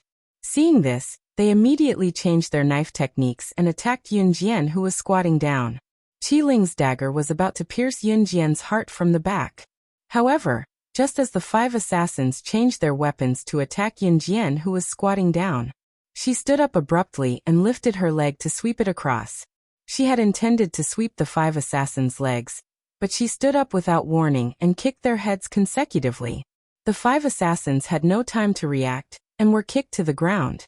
At this moment, Qi Ling's dagger was 0.1 millimeters away from Yun Jian's heart from the back. Just when everyone's hearts were in their throats, thinking that Yun Jian would definitely fail this time, a voice suddenly rang out. Using the inertia from kicking the 5 assassins to the ground, Yun Jian spun sideways and clasped her hands together, catching Qi Ling's blade that was aimed at her heart between her palms. Oh no! Qi Ling's heart skipped a beat. Just as Qi Ling's heart skipped a beat, Yun Jian's monotonous voice rang out in front of everyone. Now it's my turn to fight back. These words were cold to the bone. Qi Ling was frightened and panic-stricken. Dagger! Dagger! Dagger! With a side kick, Yun Jian sent Qi Ling to the ground. At the same time, she slashed Qi Ling's hand that was holding the dagger. Lowering her hand, she gripped the dagger accurately in front of everyone. She had snatched the weapon in the end. This meant that it was time for her, slaying God, to retaliate. The 20 assassins who had charged forward fearlessly were now staring at Yun Jian cautiously, as if their feet were glued to the ground. None of them dared to move forward. Slaying God, the number 1 on the international secret agent ranking, was the king when she did not have a weapon. When she had a weapon, she was the ruler of the world. A sacred symbol that could make all living beings bow down to her. At this moment, be it Lu Fenfen, Su'er, Suya, Han Jinling, or even Wen Zhengyu, everyone's eyes were glued to Yun Jian. They were completely stunned by Yun Jian's terrifying skills. Just as everyone watched, Yun Jian suddenly raised the dagger in front of her eyes. The sharp glint in her eyes shone through the dagger, and was reflected in everyone's field of vision. Her lips curled into an eerie curve that sent chills down one's spine before she blurted out the most brash and arrogant words. You're the one who's going to kill me. It's time to send all of you on your way. If you want to talk about campus rebirth, the strongest female secret agent, with more like-minded people, follow excellent reading literature on WeChat. Talk about life, find a confidant. Chapter 2492. Translator. Endless Fantasy Translation Editor. Endless Fantasy Translation Translator. Endless Fantasy Translation Editor. Endless Fantasy Translation Translator. Endless Fantasy Translation Editor. Endless Fantasy Translation. Yun Jian's flawless face was so beautiful that it made people forget to breathe. Her lips that had never been smeared with lip gloss were as pink as a newborn baby's with a natural pinkish red. Those words, which made one's head feel as if it had been smashed by something, came out from those naturally pink lips. Once the words were spoken, Everyone's heart felt like it was being squeezed by someone's hand as their breathing quickened. Lu Fenfen, Suya Suer, Wen Zhengyu, and the rest had thought that Yun Jian would struggle even if she was slaying God when facing Qi Ling's team of 20 assassins. After all, they had witnessed Qi Ling's team's killer move earlier. With their flawless moves and the near-perfect coordination of Qi Ling's team, it would be impossible for Zhang Tai to dodge their attacks, let alone defeat Qi Ling's team. Lu Fenfen, Suya, and Suer in particular, could not help but put themselves in the shoes of the scene when they witnessed such a realistic scene unfolding before their eyes. Hence, they assumed that Yun Jian must be having a hard time dodging Qi Ling's team's attacks. Who would have thought that not only was Yun Jian effortless, she had counterattacked easily, and even snatched their weapons away when Qi Ling's team of assassins attacked her at the same time.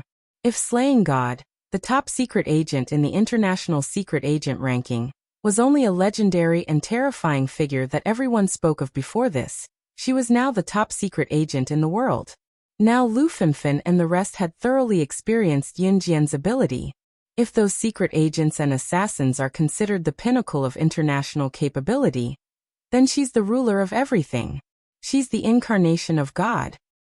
Han Jinling, who usually had a way of flirting with girls and was gorgeous and handsome when he was a singer in the entertainment industry, was now tugging at the corner of his shirt nervously as he exclaimed with a pallid face. Lu Fenfen's expression darkened. Why was Chun Sini's friend such a terrifying existence? Was she not just an ordinary person from a small place like Longmen City? How did he know the #1 agent on the international secret agent ranking list? He was the kind of person who treated human life as child's play and killed without hesitation. Lu Fenfen and the others who were watching from the sidelines flashed through their minds. Qi Ling, who had just been knocked to the ground by Yun Jian, clutched his abdomen and stood up as quickly as he could. As he stood up, he exclaimed to the other 19 agents, "Go. Let's go together." The weapon was snatched away by her. This meant that they were in danger. Once slaying God wielded a weapon, then, just as Qi Ling finished his words, however, Yun Jian was already in front of him in a flash. The moment the 9 assassins behind her launched their attacks at the same time, Qi Ling's eyes widened. The dagger in his hand spun a few times in Yun Jian's right hand before stabbing into Qi Ling's wrists and ankles, cutting off the most important meridians in Qi Ling's body. Qi Ling, whose meridians had been severed, was no different from a cripple. In the future, he wouldn't even be able to hold a dagger. When the other 9 assassins saw this, they were stunned. Qi Ling was the strongest of them all. He was also their backbone. With their backbone crippled, it would be impossible for them to go against slaying God. This momentary pause was just a momentary pause. The dagger in Yun Jian's hand flew past the 9 assassins' necks, taking their lives with the flying dagger. At the same time, Yun Jian blocked the attacks of the 3 agents who were coming at her from behind. She flashed past them and grabbed their spines tightly, pinching them through their clothes before tightening her grip and grabbing them. A person's spine was the backbone of the body. Once someone with sufficient strength grabbed the spine and pinched the fatal point, the person would die before he could even make a final sound. This was common knowledge in the world of assassins and agents. Of course, under normal circumstances, killing someone by pinching the fatal point of the spine was only suitable for female agents to seduce them. This was because most people would not be able to pinch the fatal point, so they would need to feel around the person's back for a period of time. If it was someone else who needed to fumble around, Yun Jian did not even hesitate for a second to reach out and pinch their vital points. In just 3 short seconds, she had killed the 3 agents who had followed her in quick succession. Her technique had once again refreshed Lu Fenfen and the rest's understanding of agents. At this moment, everyone around them was stunned by Yun Jian's fast, accurate, ruthless, and steady technique. They stood rooted to the ground, trembling violently. Translator, Endless Fantasy Translation Editor, Endless Fantasy Translation. Chapter 2493. In the blink of an eye, Lu Fenfen, Suer, Suya, and the rest of the 20 top-notch Secret Service assassins were reduced to 7. Yun Jian had severed all of Qi Ling's vital meridians with one slash. With his meridians crippled, he would never be able to hold a dagger or a gun again. In other words, that slash had turned Qi Ling into a cripple who was worse than an ordinary person. As for the 9 assassins and the 3 agents, they were killed on the spot by Yun Jian with a single slash. Naturally, the remaining 7 Secret Service agents were no match for Yun Jian. Ha ha ha ha ha ha ha. Qi Ling guffawed when the outcome was decided, and the remaining 7 Secret Service agents dared not come forward. The corpses of the 12 Secret Service assassins were strewn all over the ground. As he laughed, tears streamed down from the corner of his eyes. He laughed and cried at the same time. Qi Ling didn't find this strange scene strange at all. As he laughed, Qi Ling suddenly stood up shakily from the ground. He looked at Yun Jian with a wide grin on his face. As he laughed, tears streamed down from the corner of his eyes. Ha ha ha. I can't believe that after so many years, the 20 of us are still no match for you. Ha ha ha. Ha ha ha. Ha ha ha. Qi Ling laughed like a madman. His laughter was earth-shattering. Lu Fenfen Suer, and the rest felt their hearts clench as they panicked. Qi Ling chuckled like a car that had slammed on the brakes halfway through its journey. He stopped smiling abruptly and glared at Yun Jian with a murderous glare before snickering menacingly. However, slaying God, do you really think that we can be resurrected because that mysterious big shot didn't give us any other powers? After that, Qi Ling looked at the 12 people who were killed by Yun Jian and said, "Stand up, all of you. It's time for slaying God to witness our true strength that transcends the universe." The mysterious person had given them a brand new power. It was enough to defeat slaying God's mortal body.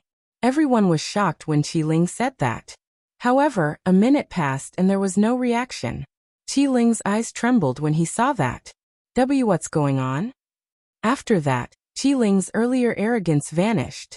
He glared at Yun Jian and asked in a terrified tone, What did you do? Didn't the mysterious person who resurrected all of you tell you that I have the same power that you have? Just as Qi Ling's fear reached its peak, Yun Jian spoke faintly. After that, her red lips curved into a smile. Qi Ling's eyes widened and everyone else's eyes widened. And I came from the mysterious person who resurrected all of you. As for them, their souls have been completely severed by me. Even if the mysterious person were to act again, he would not be able to save them. Once the person, the world, the world, the world, the world of the world. There was no other way to save them. Yun Jian's words were a huge blow to Qi Ling. Qi Ling's face darkened to the extreme at this moment. However, Qi Ling's expression only darkened slightly. In the next second he suddenly laughed out loud. Ha ha ha. Even so. That mysterious person even sent Lord Jiuhuang to help us deal with you. Lord Jiuhuang's power is not something you can fight against. Slaying God, you're still going to die today. Qi Ling guffawed. However, his laughter only lasted for 2 seconds. A package stained with dried blood suddenly fell from the sky. The cloth outside the package slid to the ground, revealing a bloody head without a body. Ah! Lu Fenfen screamed in fright when she saw the head. When he saw the face of the head, Qi Ling's smile froze. Lord Jiuhuang? How is this possible? Just as Qi Ling's panicked voice fell, a magnetic male voice that was so cold that it sent shivers down one's spine rang out from behind the rock. That pleasant voice that made people unable to help but indulge in it came out from his handsome thin lips in front of everyone. You bullied the mother of my child. Did you ask for my permission? Chapter 2494. Page 1/1. The head fell from the sky, and when it landed on the ground, the layer of cloth that covered it slid off. It was just like when Yun Jian was reborn and his younger brother was killed. Qi Ling's heart was twisted at this moment, and he collapsed. Jiuhuang. Lord Jiuhuang. Lord Jiuhuang is dead. Yes. No, this is impossible. How could Lord Jiuhuang be dead? Dead. Qi Ling was so scared that his face turned pale. Even his lips and teeth trembled violently. Compared to Qi Ling, Lu Fenfen was scared to death when she saw this scene. Qi Ling wasn't afraid of the scene in front of him. As an assassin, he had seen all kinds of bloody scenes. What made Qi Ling's expression change was that the final trump card that could kill slaying God for them was dead. And to die in such a cruel way. Back then, When Lord Jiuhuang was ordered by the mysterious person to resurrect the 20 of them, he had even fought with them. The reason was because when the 20 of them had just been revived, they were not willing to listen to Lord Jiuhuang. Who would have thought that Lord Jiuhuang would extend a finger and defeat all 20 of them? That brand new power, the power called spiritual power, made them crave and desire it. At the same time, they also held respect and worship for Lord Jiuhuang. But this handsome man who suddenly appeared actually killed Lord Jiuhuang. Then his strength must have reached the pinnacle of perfection. It was the first time Qi Ling felt fear from someone other than slaying God. He trembled for 2 seconds and took 2 steps back. He wanted to flee at the last minute. "Brother, where are you going?" Just as Qi Ling took 2 steps back and was about to escape, a whistle was blown and a male voice suddenly sounded behind Qi Ling. This man's voice carried a hint of joy. As soon as he finished speaking, the sound of a knife entering a person's body followed closely behind. However, Adam, who had suddenly appeared, was holding a long blade in his hand. Just as Qi Ling retreated and was about to escape, he stabbed the long saber in his hand into Qi Ling's heart. The long saber pierced through Qi Ling's chest from the position of his heart. At this moment, Adam's face was still smiling mischievously, but the long blade in his hand mercilessly pierced through Qi Ling's heart. After saying that, Adam flicked the long saber in his hand and said to Qi Ling the last words he heard in his life. "Brother, do you feel good?" These scenes flashed past Lu Fengfen's eyes one after another. Lu Fengfen raised her red nail-painted hand and looked at the scene in front of her with shock and fear. In the next second, her head fell, because she could not bear with so many things that had just happened. She was completely frightened and fainted. With Ce and Adam around, no matter how powerful the other 7 agents were, they wouldn't be able to survive. Woo woo woo. Mama. At this moment, Mo's son walked over with 2 children who had been crying non-stop, as if they were competing to see who could cry the loudest. "This you really have children?" Han Jinling reacted at this moment. He looked at the 2 children in Mo Sen's arms who somewhat resembled Yun Jian. His eyes widened and he asked in surprise. Yun Jian ignored Han Jinling. When the 2 children saw Yun Jian, they instantly stopped crying. At this moment, the little boy and the little girl had pitiful tears hanging on their faces. They stretched out their hands to Yun Jian and cried nonstop. Mo Sen, on the other hand, hugged both men tightly, preventing them from falling to the ground because they arched their backs trying to get into her embrace. He did not want to travel to the Amazon forest or the Sahara Desert. The little boy seemed to know that Mo's son was holding him tightly, not letting him get close to his mother. In front of everyone, the little boy puffed up his cheeks and blew. He desperately lowered his head to the ground. Mo's son hugged him tightly and did not dare to let go. At this moment, the little boy's short legs successfully broke free from Mo Sen's arms. He shouted fiercely, "Yeah, scum. Scum, scum, scum." That short leg actually kicked Mo's son in the face. With this kick, the little boy seemed to have found something fun. He stood upside down, and his clothes were held by Mo's son so that he did not fall. The little boy's short legs that kicked Mo Sen's face began to kick alternately. It looked like he was taking revenge on Mo's son for not letting him go to his mother's side. Top reading website M.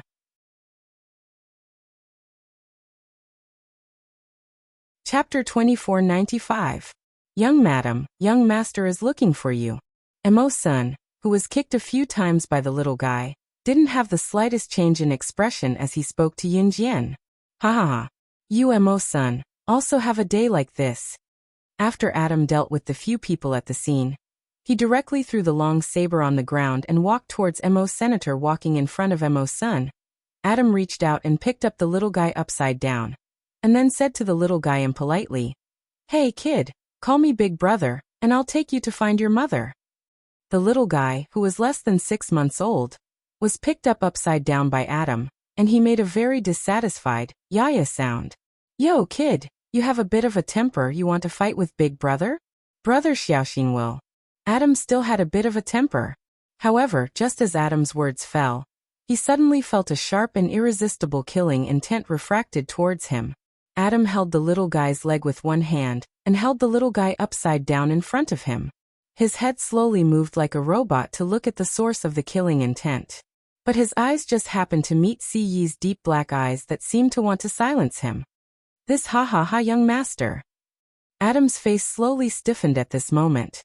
When he said this, he also picked up one of the little guy's legs and pulled the corner of his mouth.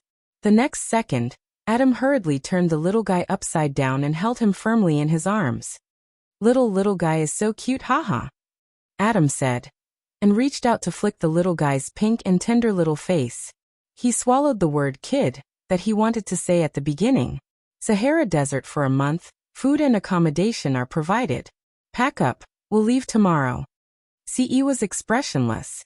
He glanced at Adam, and after saying this, he took Yunjian's hand and walked over to take the little girl from Mo Senator. He held her in his arms, threw the little guy to Adam, and left after saying this.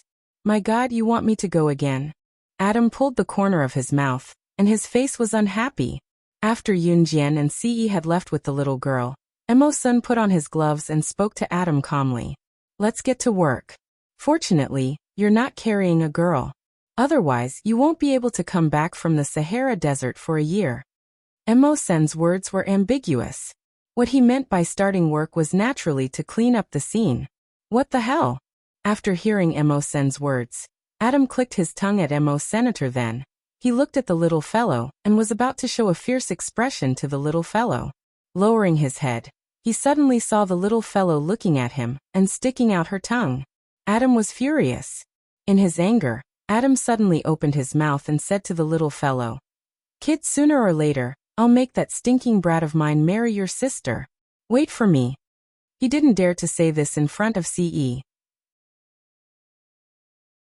Wei Province, Pan City People's Hospital. Not long after Chen Sini returned to the ward, Zhang Xiaofeng heard the news and ran back as fast as he could.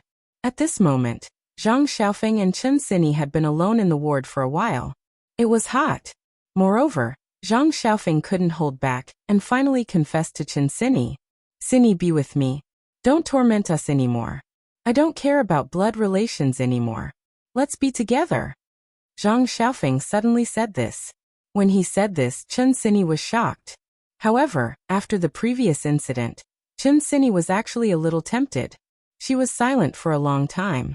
Finally, she thought about how she would tell the elders if they were together. She closed her eyes and said, I've already lost my virginity to Wuxia. We're really not suitable for each other. Of course, this was just an excuse. Actually, Chen Sini's heart was still a little tempted. She even thought that if she hadn't lost her virginity to Wuxia, then That day, I was the one who asked Wuxia to get you drunk and bring you to a hotel. After that, I asked him to take responsibility for me. Chen Sini listened to me. I like you. That day, I was the one who ked you, not Wuxia. Come. Wonderful book house. Chapter 2496. Page 1/1. So Chen Sini, you're my woman for the rest of your life. Zhang Xiaofeng grabbed Chen Sini's shoulders with both hands and swore loudly.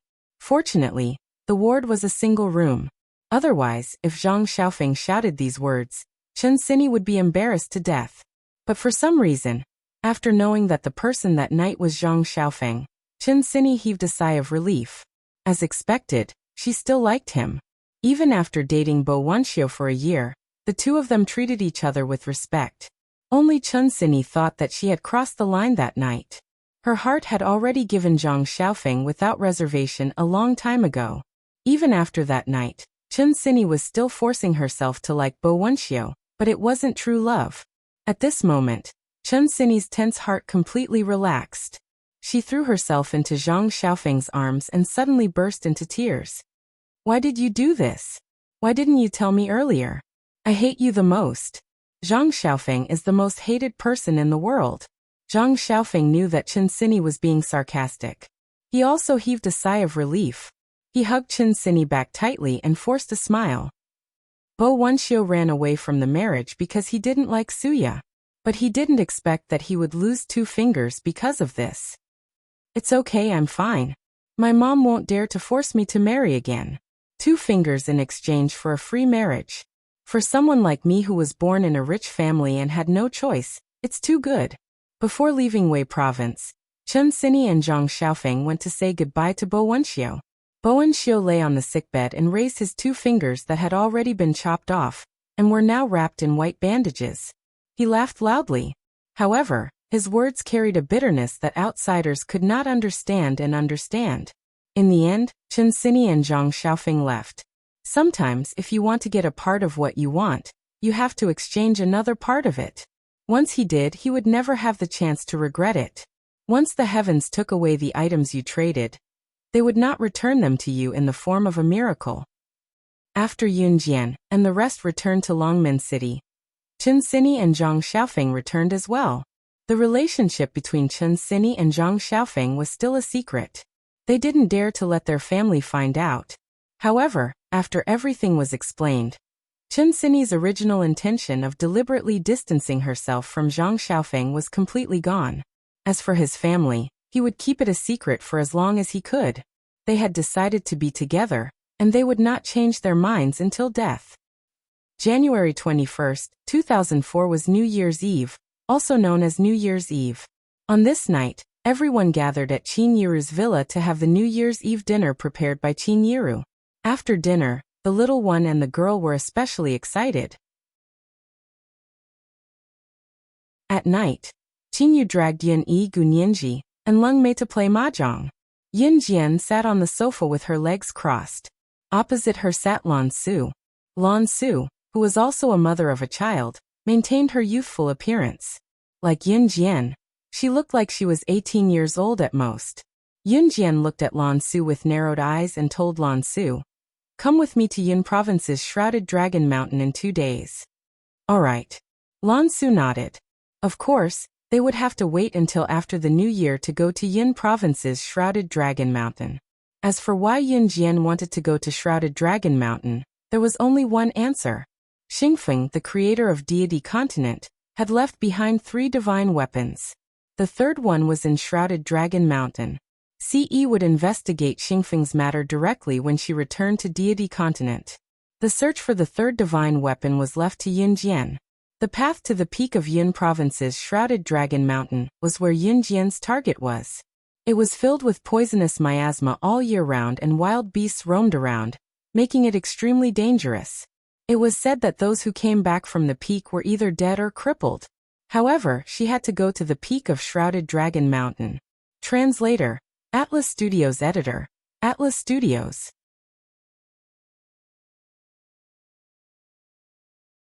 Chapter 2497. Page 1/1. Sister Jian, contact me anytime. Lan Su nodded at Yun Jian. Yun Jian hummed in reply. On New Year's Eve, Xiao Yunju, Duan Li, Duanya, and the children stayed up until past midnight, only going to bed after receiving the New Year's red packets from the adults. The little boy and girl did not know what a red packet was. After receiving the New Year's red packet, the little guy happily stuffed the big red packet into his mouth. In the end, they were stopped by Qin Yiru in time. New Year's Eve was very exciting for children. To Yun Jian, however, other than the incessant sound of firecrackers around them, it was no different from any other day. The next morning, Yun Jian accompanied Qin Yiru and Gu Junjian to visit their relatives. Ce did not go with them. Since the little boy and girl had slept late last night and were sound asleep this morning, Yun Jian could not bear to wake them up, so she asked Ce to stay and watch over them. Ce dared not disobey Yun Jian. Moreover, Ce did not feel anything about visiting Qin Yiru's relatives. Although it was said that they were visiting Qin Yiru's relatives, they were actually returning to Xinjiang town to bring some New Year's goodies or give the elderly a red packet. Gu Yunjian's relatives were not in Jia province, so they were visiting Qin Yiru's relatives on New Year's Day. The first family they visited was Qin Yiru's maternal family, the Qins. When she saw Yun Jian alighting from the car, Qin Yiru's mother, Zhang Meihua, was the first to greet her from afar. "Oh, my granddaughter's back? Come in and have a seat. It's been so long since I last saw you. You've grown prettier. You're Yiru's child indeed, beautiful and delicate." Ever since she knew that Yun Jian was the director of new crews, Zhang Meihua had been fawning over her. Humans were like that. When someone you used to look down on became rich, they would forget what they had done to you that you could not tolerate, and try to get close to you as if nothing had happened. There were many people who came to Zhang Meihua's house today. They only visited each other during New Year's Day, and did not know that they were distant relatives. A normal person would not embarrass Zhang Meihua in front of so many people. At the moment, Zhang Meihua's relatives whom Yunjian had never met were standing in the yard. They could not help but turn to look when they saw another visit. Judging from the way Zhang Meihua spoke to Yunjian, anyone would assume that Yunjian was close to her grandmother. Zhang Meihua was Zhang Meihua's, Zhang Meihua, and Zhang was Zhang Meihua's Zhang house. Young Zhang Zhang's family's Yunjian had never forgiven Zhang Meihua for what she had done to Qin Yiru. Some people's mistakes could be forgiven, but some people's mistakes were just like those who cheated. They would never be forgiven in their lifetime. Yunjian had never acknowledged Zhang Meihua as her relative. Cousin, is this your granddaughter who managed to expand her company overseas at such a young age? Xian-yi, come here. This is your great-aunt's granddaughter. You're the same age. Just as Yunjian was about to walk past Zhang Meihua to catch up to Qin Yiru, an old woman who was fawning over Yunjian walked over. She tugged at her granddaughter's hand as she spoke to Zhang Meihua, trying to get closer to Yunjian. Zhang Meihua knew that Yunjian did not like her, but she had such a capable granddaughter. Old women from the countryside had no other talents but to brag about such things and compare whose offspring had better grades and prospects. As a matter of fact, Zhang Meihua had already bragged about Yunjian being New Cruise's director.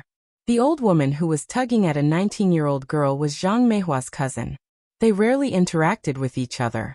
They would only visit each other during Chinese New Year. The 19-year-old girl who was the same age as Yunjian was the old woman's granddaughter, Zhang Xuani. Zhang Xuani had dyed her long chestnut-colored hair. She looked extremely reluctant when she was dragged to stand in front of Yunjian. The old woman then spoke again. She spoke in an authentic village accent as she tugged at Zhang Xuani to fawn over Yunjian. There are only so many young people in your generation. You must get along well with your family in the future.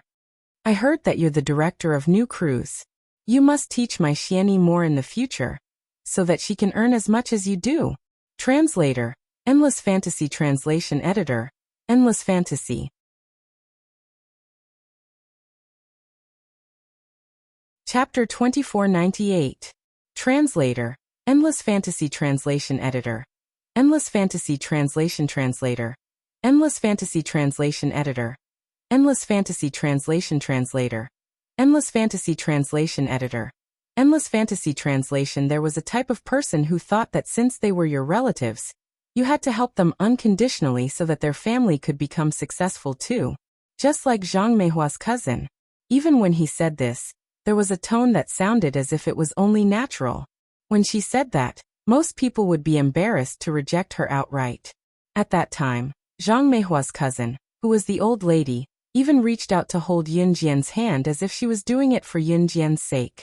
Just when everyone thought that Yunjian would agree to Zhang Meihua's cousin's unreasonable request for the sake of her reputation as New Cruise's director, Yunjian slapped the old lady's hand away in front of everyone, and said coldly, "No."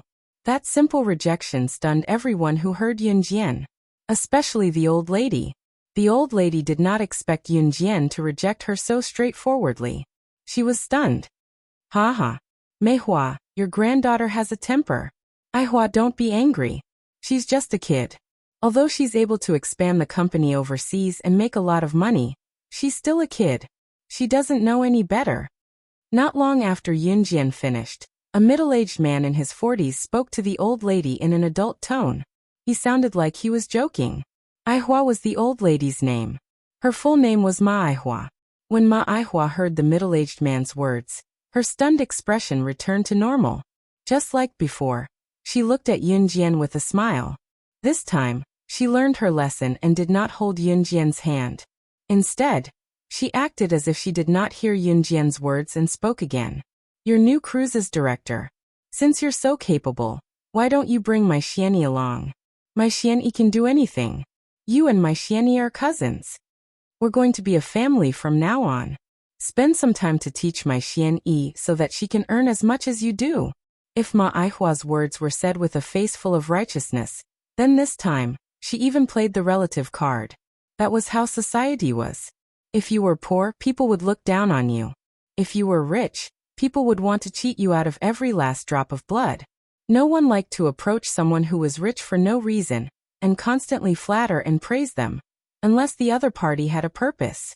Ma Aihua's shamelessness seemed to be a matter of course to the people around her. Yun Jian's refusal would be petty and wrong. In fact, there weren't many old women like Ma Aihua.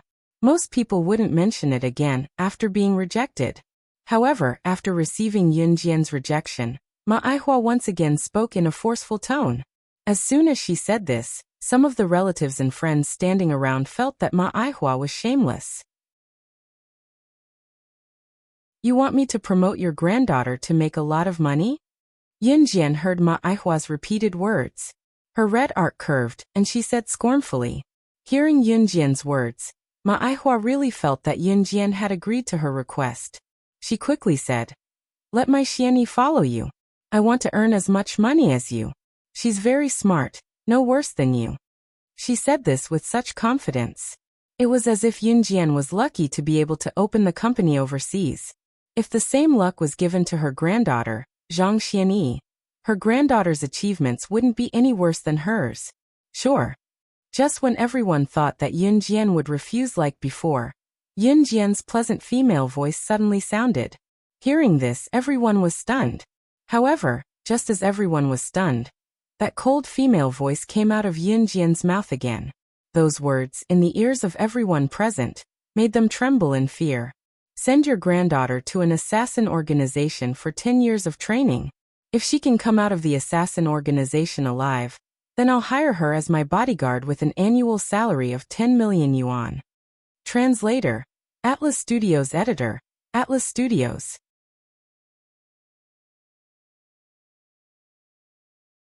Chapter 2499. Yun Jian was not joking. Her icy tone that was so cold that no one could tell that she was joking made everyone's heart skip a beat. Assassin organization? What assassin organization? What kind of organization is an assassin organization? Ma Aihua was an authentic village woman who had eventually turned into a cunning old woman. She had lived in the village for almost all her life. She was like Zhang Meihua, gathering with a bunch of old women to munch on melon seeds and boast about how good her offspring was in their studies, which high school or university they had been admitted to, and how high their income was after graduation. She would boast as much as she could. In spite of it, the term assassin organization was completely foreign to Ma Aihua. Grandma, an assassin organization is a place to train assassins. Assassins are people who kill as their profession. They're very, very, very good assassins who assassinate important people. It's terrifying. Besides, there are usually less than 3 out of thousands of people who enter an assassin organization that trains assassins. Zhang Xuani still had some understanding of the assassin organization. At this moment, she grabbed Ma Aihua's hand and shook Ma Aihua's arm as she spoke to Ma Aihua. It's a place like this. You want my granddaughter to go? Ma Aihua's expression froze when she heard Zhang Xuani's words as she questioned Yun Jian. What if my granddaughter dies? Ma Aihua raised her voice and spoke to Yun Jian in annoyance. Leaving the assassin organization alive is the minimum requirement I have for the bodyguards I hire. Do you really think that there's a free lunch waiting for you in this world? Yun Jian sneered as she glanced at Ma Aihua from the corner of her eyes. With that, Ma Aihua knew that Yun Jian was being sincere. Ma Aihua rolled her eyes at Yun Jian and spoke to Yun Jian in Longmen City's local dialect. Humph, how arrogant. There was a hint of disdain in her tone, as if she was an old woman who had turned her back on Yun Jian when she could not gain anything from her. As soon as she finished speaking, Ma Aihua grabbed her granddaughter, Zhang Xuani, and ignored Yun Jian. Before she left, however, Ma Aihua turned to glance at Yun Jian. Thinking that she could not gain anything from Yun Jian anyway, who cared what kind of director of new crews she was, Ma Aihua scolded Yun Jian again in Longmen City's local language. So arrogant. If you have the ability, why did you join a killing organization? You're so vicious at such a young age. When you grow up, don't become a murderer and be sent to the police station. Since she had already given up, Ma'aihua might as well make her words even harsher. In the past, when she met her cousin, Zhang Meihua, every year, she would proudly show off. This was because Ma'aihua's descendants earned more money than Zhang Meihua's descendants and were better at studying. In the end, he did not expect Yunjian to appear. Now he could not show off during the new year. He was not happy at all. "Oh dear cousin, what do you mean? What did my granddaughter do to you that you have to talk about her like this?" Zhang Meihua had always been outshone by Ma'aihua every year. Now that Ma'aihua was talking about Yunjian like this, she was the first to object as she retorted. On the surface, she was helping Yunjian to fight back. In fact, if Yunjian did not have such achievements, Zhang Meihua would not have spoken up for Yunjian. "Cousin aunt, my grandma's right. Your granddaughter said that she'll only bring me to earn money if I come out of the organization alive. Isn't it obvious that she's unwilling to bring me along? She's afraid that I'll steal her money because I'm too powerful. Assassin organization? Who knows if I'll really stab someone to death one day and be sent to the police station to spend my next life in jail." Zhang Xuani flicked her chestnut hair that fell over her shoulders and glanced at Zhang Meihua. It was only then that she turned to look at Yunjian. To her horror, she realized that Yunjian was already holding a shiny silver pistol in her hand. While everyone was still in shock, Yunjian twirled the silver pistol in her hand skillfully. She pointed the pistol's muzzle at Zhang Xuani and Ma'aihua right under their noses and gave them a cold curl. In an instant, the words that made everyone lose their composure were blurted out to Zhang Xuani and Ma'aihua. "You can try. After I kill all of you, who in Longmen City, Xia Province, or even Country Z would have the guts to send me to prison."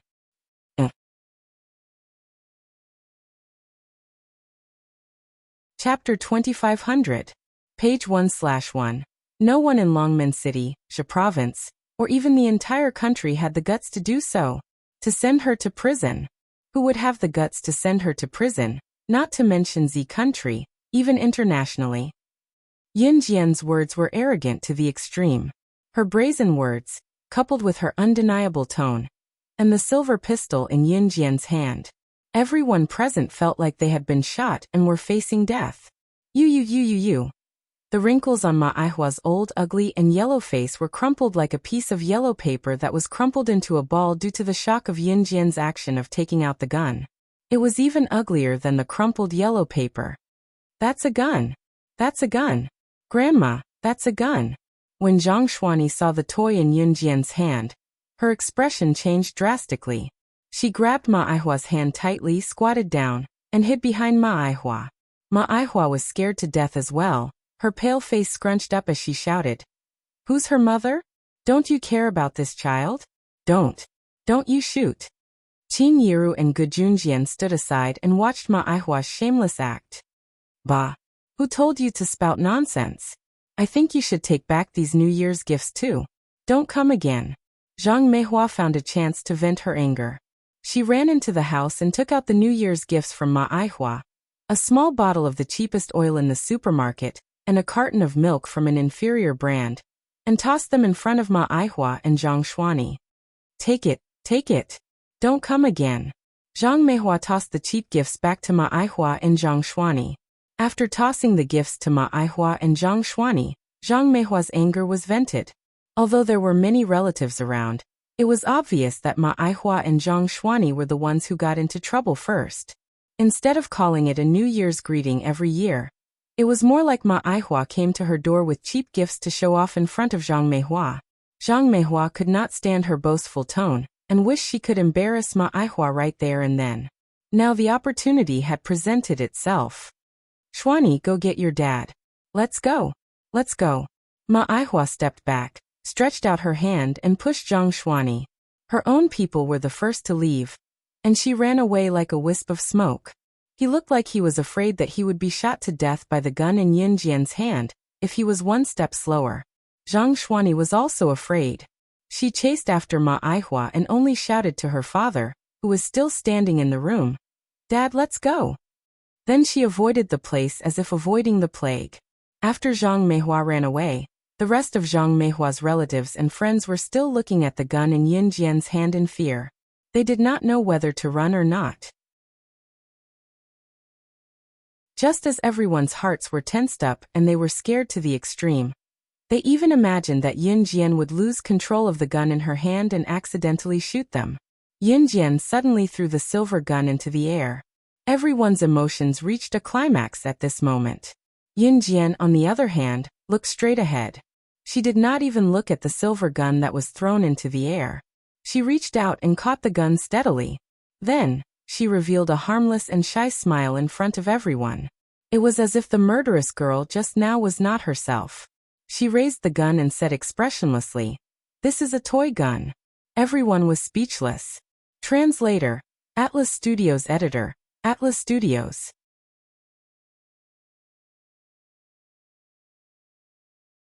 Chapter 2501. The toy gun was Siyi's toy for the little one to play with, and Yun Jian had scooped it up in passing. At that time, everyone was in a daze. Ma Aihua and Zhang Shuani had been scared away by a toy gun that had no lethality. At this moment, a black line appeared before everyone's eyes. If nothing went wrong, there would be news after the new year that Ma Aihua and Zhang Shuani were scared away by Zhang Meihua's granddaughter's toy gun. It would even be treated as a joke. However, these were matters for the future. After paying New Year's greetings to her relatives in Xinjiang town, she returned to Longmen City. Qin Yiru did not have many relatives, and some distant relatives had already cut off contact with each other. Therefore, she went back to Longmen City after paying New Year's greetings to the few families she was in contact with. At night, Qin Yiru made handmade dumplings. She kneaded the dough and rolled it into a big and thin round surface with a tool before printing it into small dumpling wrappers. All of these were handmade by Qin Yiru. Yun Jian went over to help along the way. "You have to make the dumplings like this. Wrap them in diagonally. You have to wrap them tightly when you wrap them diagonally. Otherwise, when you cook the dumplings later, the wrappers won't stick together and the fillings in the wrappers will be a mess." Qin Yiru demonstrated as she patiently taught Yun Jian how to make dumplings. It was a pity that making dumplings was a profound knowledge to Yun Jian. The dumplings she made were either crooked or scattered. Before she could pick them up, the celery, tofu, and meat filling had already spilled out. "It's okay, I'll fix them for you." Qin Yiru turned her head away and stifled a chuckle. She then turned back to take the unshaped dumplings that Yun Jian had made, and helped Yun Jian fix the shape of the dumplings.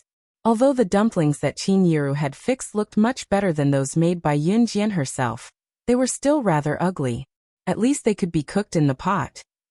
Ce and Gu Junjian were sitting on the sofa in the living room. In front of the sofa in the living room, there was a color TV. At this moment, the TV was playing a movie about special forces. There were many foam mats on the floor between the sofa and the color TV.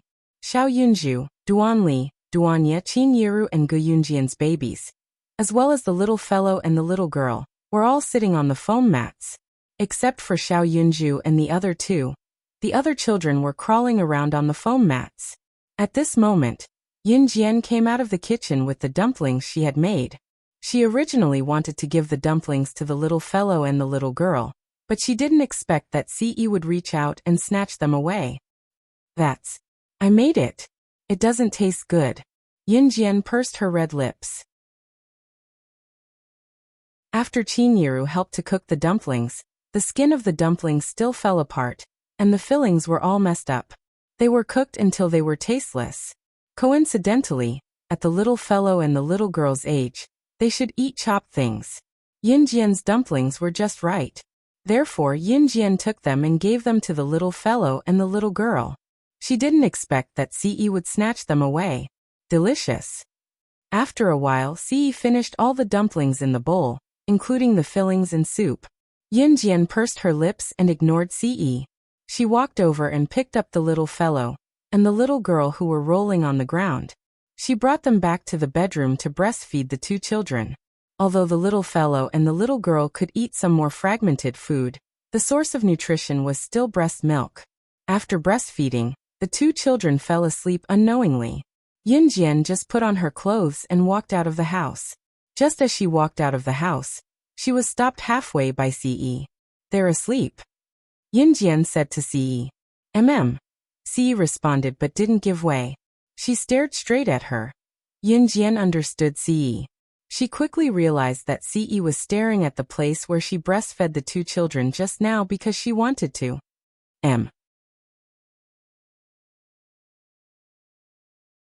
Chapter 2502. Page 1/1. In the end, Yunjian fulfilled Ce's perverted request. When they went downstairs again and reached the staircase, Yunjian tugged at her clothes on purpose, afraid that someone would notice something fishy. Ce, on the other hand, had a hand in his pocket as if nothing had happened as he held Yunjian's hand and went downstairs. He looked like he was afraid that others would not know what an embarrassing thing he had done just now. Beneath that handsome face that was enough to provoke people to beat him up and anger both men and gods alike, the curve of his handsome face rose, and a satisfied smile appeared. Xiaojian, are Yuan and Mingyu asleep? Qin Yiru asked Yunjian as she cleared the dishes. They're asleep. Yunjian nodded. I'll sleep with the kids after I clear the dishes. I've left the dumplings in the pot for you guys. They're still warm. Go eat them. They won't taste good when they get cold, Qin Yiru said. Yunjian nodded and went into the kitchen with Ce to scoop the dumplings that Qin Yiru had left in the pot. Other than Qin Yiru's house, Qin Yu's house was lively as well. Yunyi was currently in Qin Yu's house with a scarf wrapped around his chest as he washed the dishes by the kitchen sink. Beat him up. Beat him up. Scumbag. I'll give you a box of my latest drug. It won't hurt. I'll send you to hell with one bite. Yunyi was washing the bowls and chopsticks from the candlelight dinner he and Qin Yu were having tonight when he turned to see Qin Yu, who was sitting on the sofa in the living room, hugging a teddy bear and whacking it while watching the cliched romance movie on the TV angrily. He smiled knowingly as his tall frame stood in front of the kitchen sink to wash the bowls and chopsticks skillfully. Yunyi had been staying at Qin Yu's house for the past 2 days, spending time alone with her. If he were to ask where Gu Nianji, Leng Mei, and the others had gone, of course, it was because they had been chased away by Yunyi. It was New Year's Eve. He could not let these eyesores disrupt his great opportunity to be alone with his Qin Yu. Blood Doll Organization. The leader of the Blood Doll, Di Lin, was sleeping on his bed. He was reading the international news with a newspaper in his hand. Outside the Blood Doll Organization, Leng Mei rushed in angrily. Leng Mei, why are you back? Ruo Yin, who was also known as the sharpshooter of Blood Doll, asked when she saw Leng Mei. Leng Mei had a fight with Di Lin some time ago, so she went to Qin Yu's house in a huff. When she left, Leng Mei roared, I'm never coming back. I don't want to see that idiot Di Lin again. Who would have thought that Leng Mei would come back? Humph, how dare that guy chase me away and threaten me with Sister Jian. So what if he's Sister Jian's brother? I'm going to kill him next time. Leng Mei clenched her fists and spat viciously. Just as she finished speaking, Leng Mei suddenly moved closer to Ruo Yin's ear and asked, Ruin, where is the leader? In the bedroom, Di Lin put down the newspaper in his hand and was about to get out of bed. The door was suddenly opened. Rubbing his head, Di Lin thought that it was his subordinate who came to deliver supper to him, so he said, Put it at the door. He did not do anything the last time, and Leng Mei was already pissed. She shouted angrily, I'm never coming back. I don't want to see that idiot Di Lin anymore. I'll fight you if you dare look for me. And ran away. Di Lin still did not know what he had done wrong. Rubbing his head, Di Lin had just closed his eyes when he opened them again. The person who opened the door suddenly came in and locked the door. The door to the east and west room. Didn't you hear? Just as Di Lin raised his voice and poked his head out in annoyance, he saw Leng Mei taking off her jacket seductively. She was wearing a sexy red dress under the coat. She wore nothing underneath. She tugged at the red dress and put her hand to her red lips in a seductive gesture as she walked over barefooted. Di Lin was mesmerized. Just as Di Lin was mesmerized, Leng Mei flipped over and sat seductively on Di Lin with the blanket between them. Leader, I missed you so much. Translator. Henyi Translations Editor. Henyi Translations.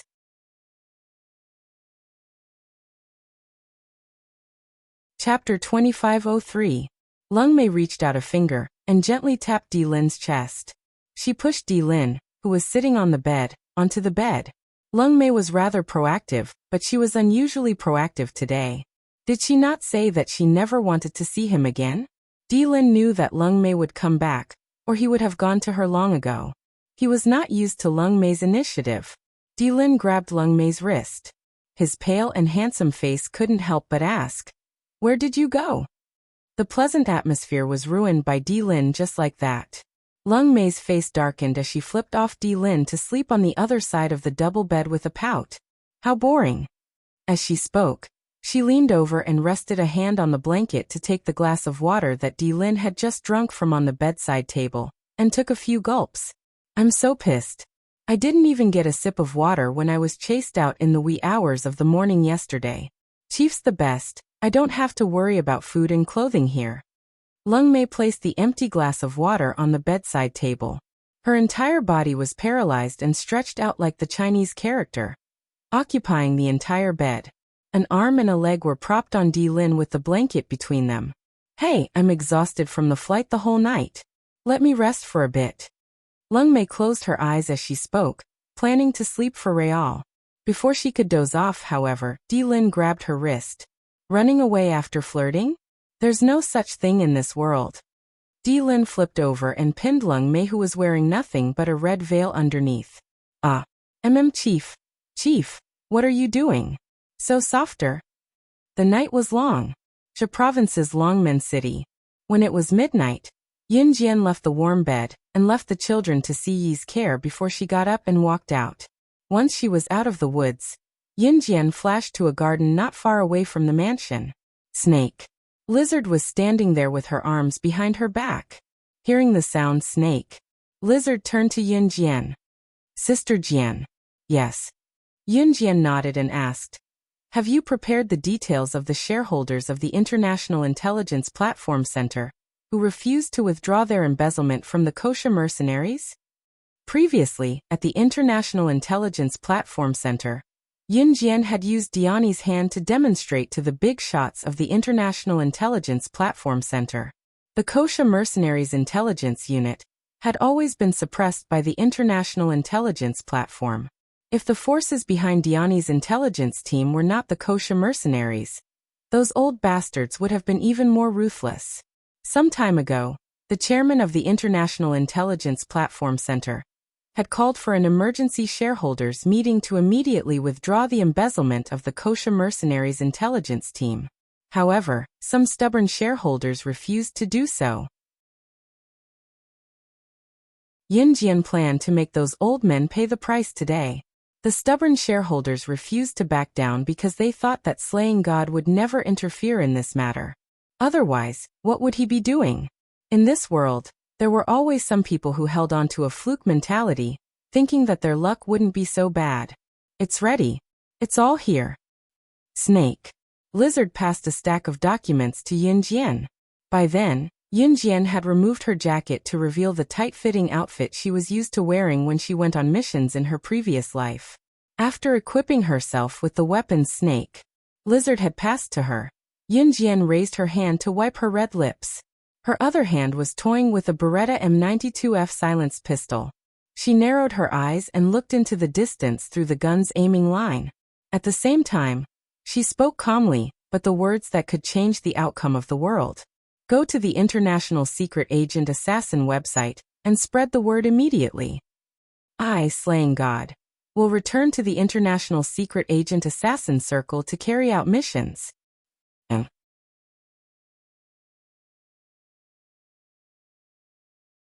Chapter 2504. Translator, Endless Fantasy Translation Editor. Endless Fantasy Translation, page 1/1. Since her rebirth, Yin Jian had been roaming the world's pinnacle as Slaying God, but she had never accepted a mission with a high reward from an international assassin website. In other words, although Yin Jian had always been around, the 1027 assassination missions she completed and the 109 assassin organizations she annihilated were all completed before her rebirth. Since she did not accept any missions from the International Secret Agent Killer website, it meant that as Slaying God, all the records that were recorded in her files were completed by her a few years ago. In the years that followed, Slaying God had never accepted a single bounty mission. She could be considered as having retired from the International Assassin Circle. To put it simply, She would not accept the mission no matter how much money she was offered. Slaying God had retired for many years. Letting Snake Lizard say this meant that Yin Jian was returning to the assassin's circle to carry out missions again. Yes, Sister Jian. Snake Lizard answered loudly when she heard Yin Jian. After Yin Jian was done preparing all her equipment, a pair of sunglasses appeared with a flick of her wrist. She put them on gently. Get ready to go. After putting the sunglasses on, Yin Jian walked to the Ferrari sports car not far away and pulled open the door to the driver's seat to get in easily. Snake Lizard followed Yin Jian to the front passenger seat of the Ferrari sports car. The fiery red LaFerrari sped away like a flash of lightning. As the shareholders of the International Intelligence Platform Center, they had offended many people on a daily basis. There were plenty of people on the International Assassin website who wanted to eliminate the shareholders with a hefty reward. In spite of it, there were very few assassins and secret agents who were capable of taking on the task of assassinating the shareholders of the International Intelligence Platform Center. Screech! The sports car sped along the highway at lightning speed. Occasionally, when they passed by a bend, the reflection of Yin Jian's red lips could be seen in the rearview mirror. Slaying God had accepted the hefty reward for the shareholders of the International Intelligence Platform Center. There was an unspoken rule when Slaying God went on a mission. Basically, assassins and special agents would kill their targets without anyone knowing when they went on a mission. On the other hand, Slaying God never hid when she went on a mission. On the other hand, she would send an assassination notice to the target in advance. Tell him in advance that I'm coming to kill him. The real reason why the international bigwigs, businessmen, and politicians were afraid of Slaying God was that even after Slaying God had sent them the assassination notice and told them to be prepared for the nets above snares below, it was futile. This was the most frightening part. International Intelligence Platform Center, conference room. What's going on? Slaying God is really going to attack us. A short and plump middle-aged man stood up, trembling. He looked at the director of the International Intelligence Platform in the middle of the room, holding an assassination notice written by Slaying God. Slaying God, who hasn't been on a mission for years. How could this be? How could this be? Director, I don't want to die. I don't want to. Director, let's revoke the deduction of the Kosha Mercenaries Intelligence Unit. We don't want that money anymore. I beg you to save us. Save us. Another shareholder who was doing well in the business world also held an assassination notice in his hand. He was so frightened that he fell to the ground, trembling uncontrollably. The director sitting at the top frowned and suddenly opened his eyes. He looked at the shareholders who had received the assassination notice with a gloomy expression. You didn't listen to me when I asked you to revoke the deduction of the Kosha Mercenaries Intelligence Unit. It's too late to revoke the deduction now. Don't you know that ever since Slaying God debuted, she's sent out 1,027 assassination notices. None of the targets have lived past the second day. Top reading website M.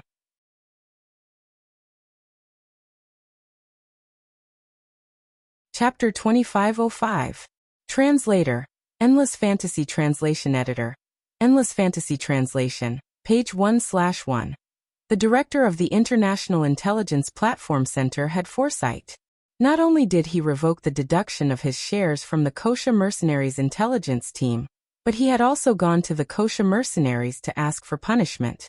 There was a director and 10 shareholders present. There were 4 shareholders who revoked the deduction of the Kosha Mercenaries intelligence team. Other than the director and the 4 shareholders, the other 6 shareholders had received the assassination notice from Slaying God. Everyone knew that Slaying God had carried out 1027 assassination missions, and had also issued 1027 assassination notices. Receiving the assassination notice from Slaying God was equivalent to having one foot in a coffin. Before this, no one in the world could escape from Slaying God's assassination. Director, we know we're wrong. I can give all my shares in the company to Slaying God. I don't want any of my family assets. Please help me, I don't want to die. The short and fat middle-aged man was paralyzed on the ground. He looked ahead blankly, then suddenly crawled toward the director's seat in a dog-like manner. He reached out and grabbed the director's trousers. His hands were shaking more violently than a spring. Fear, terror, and all sorts of emotions were mixed in the short and fat middle-aged man's eyes. What were you doing earlier? If you'd listened to me and revoked the deduction, this wouldn't have happened.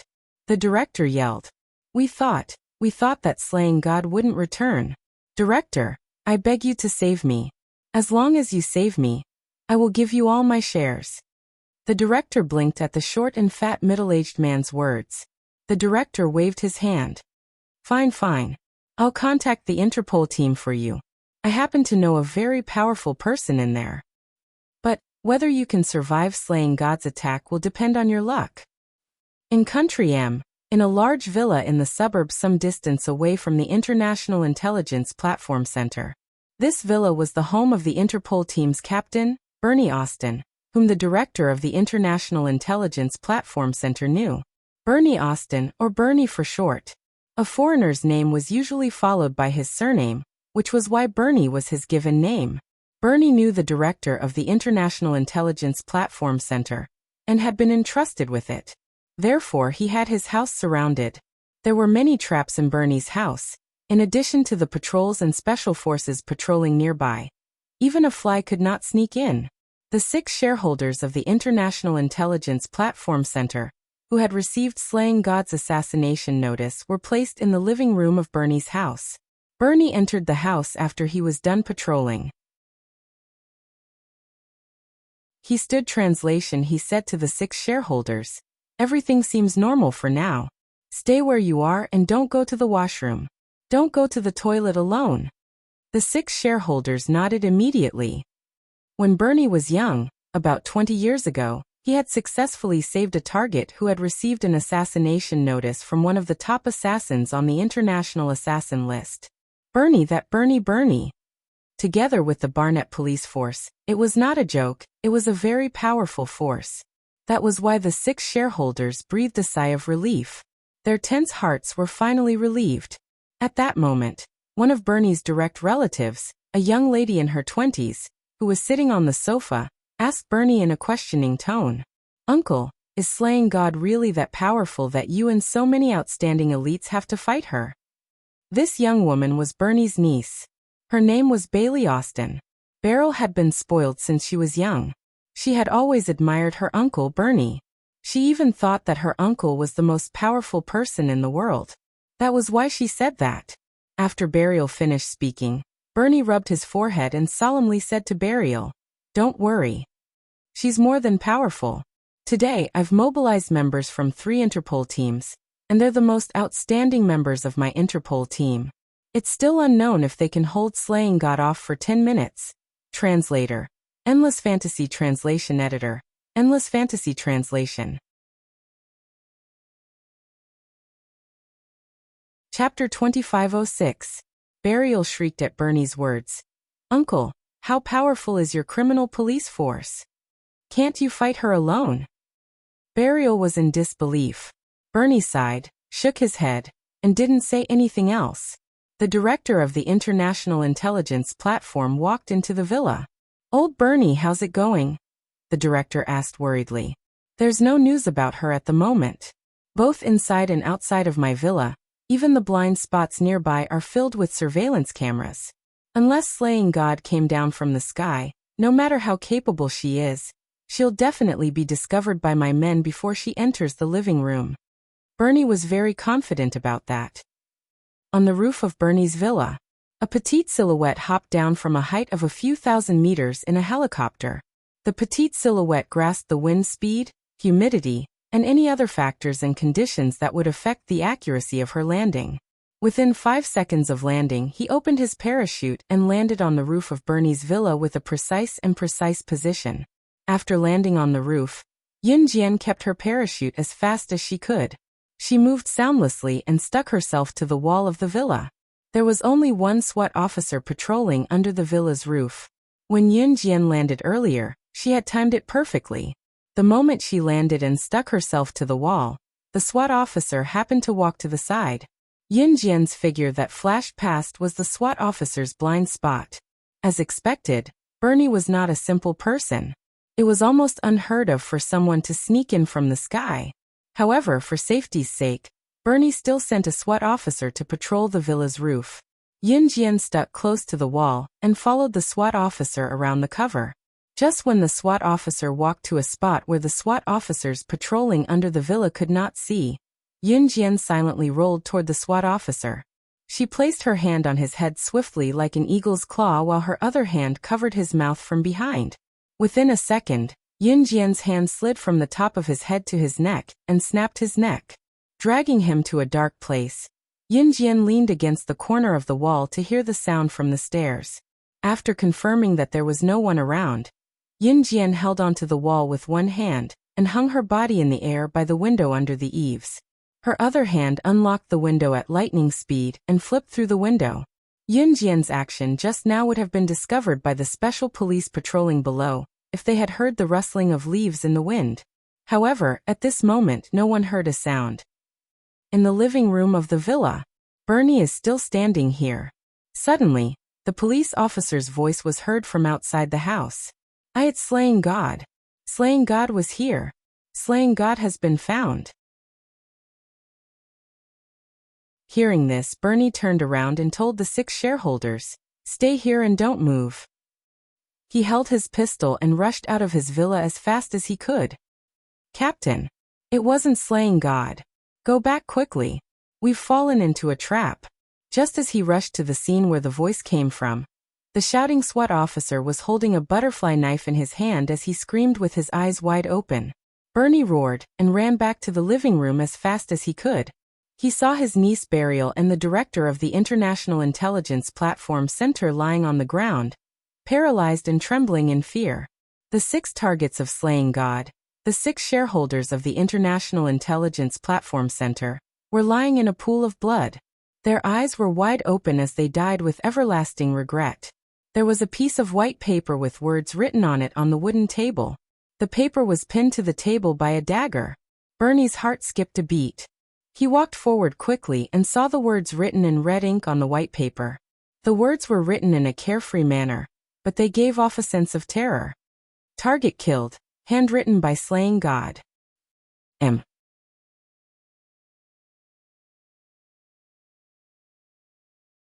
Chapter 2507. Translator, Endless Fantasy Translation Editor. Endless Fantasy Translation, page 1/1, Translator, Endless Fantasy Translation Editor. Endless Fantasy Translation. He had heard of Slaying God's method of completing missions, and that ordinary people could not even see her shadow. Initially, Bernie thought that he would be able to face Slaying God head-on after so much planning.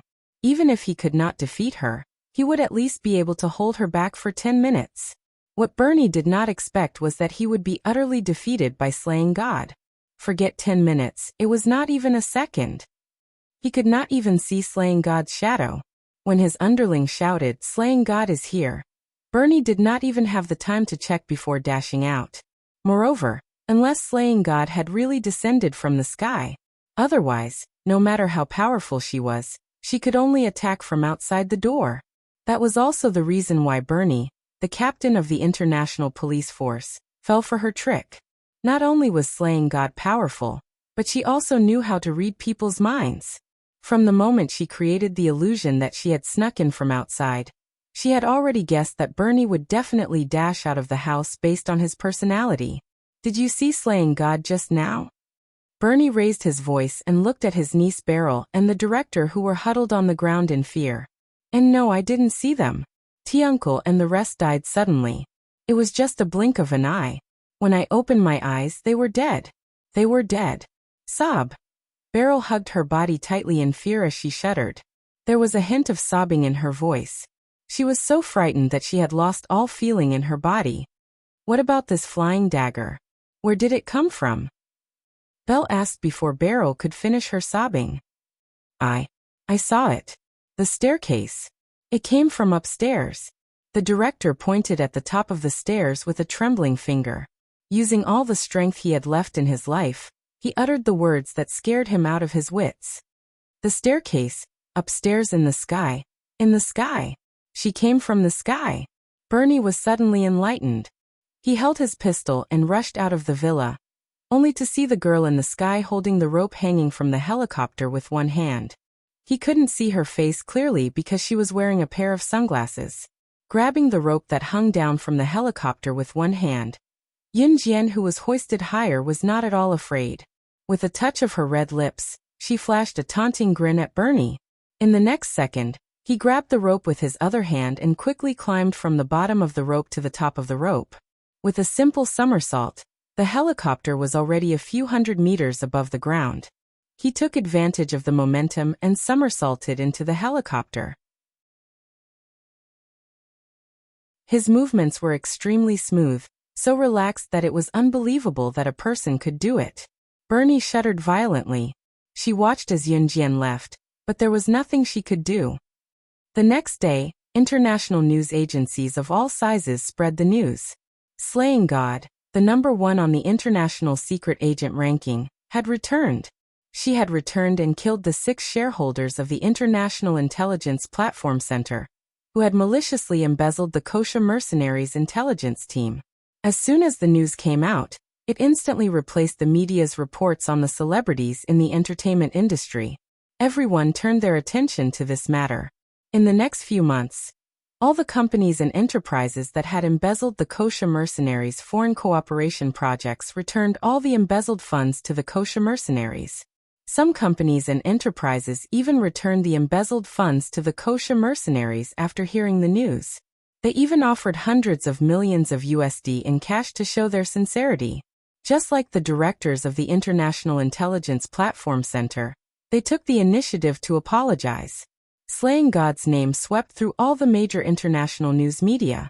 Even all the programs that reported on the entertainment industry were taken off the air and switched to Slaying God's program.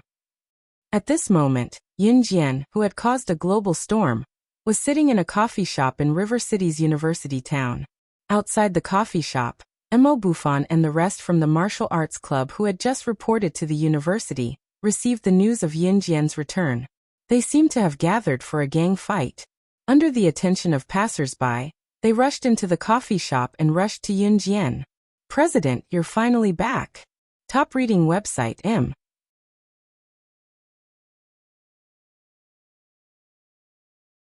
Chapter 2508.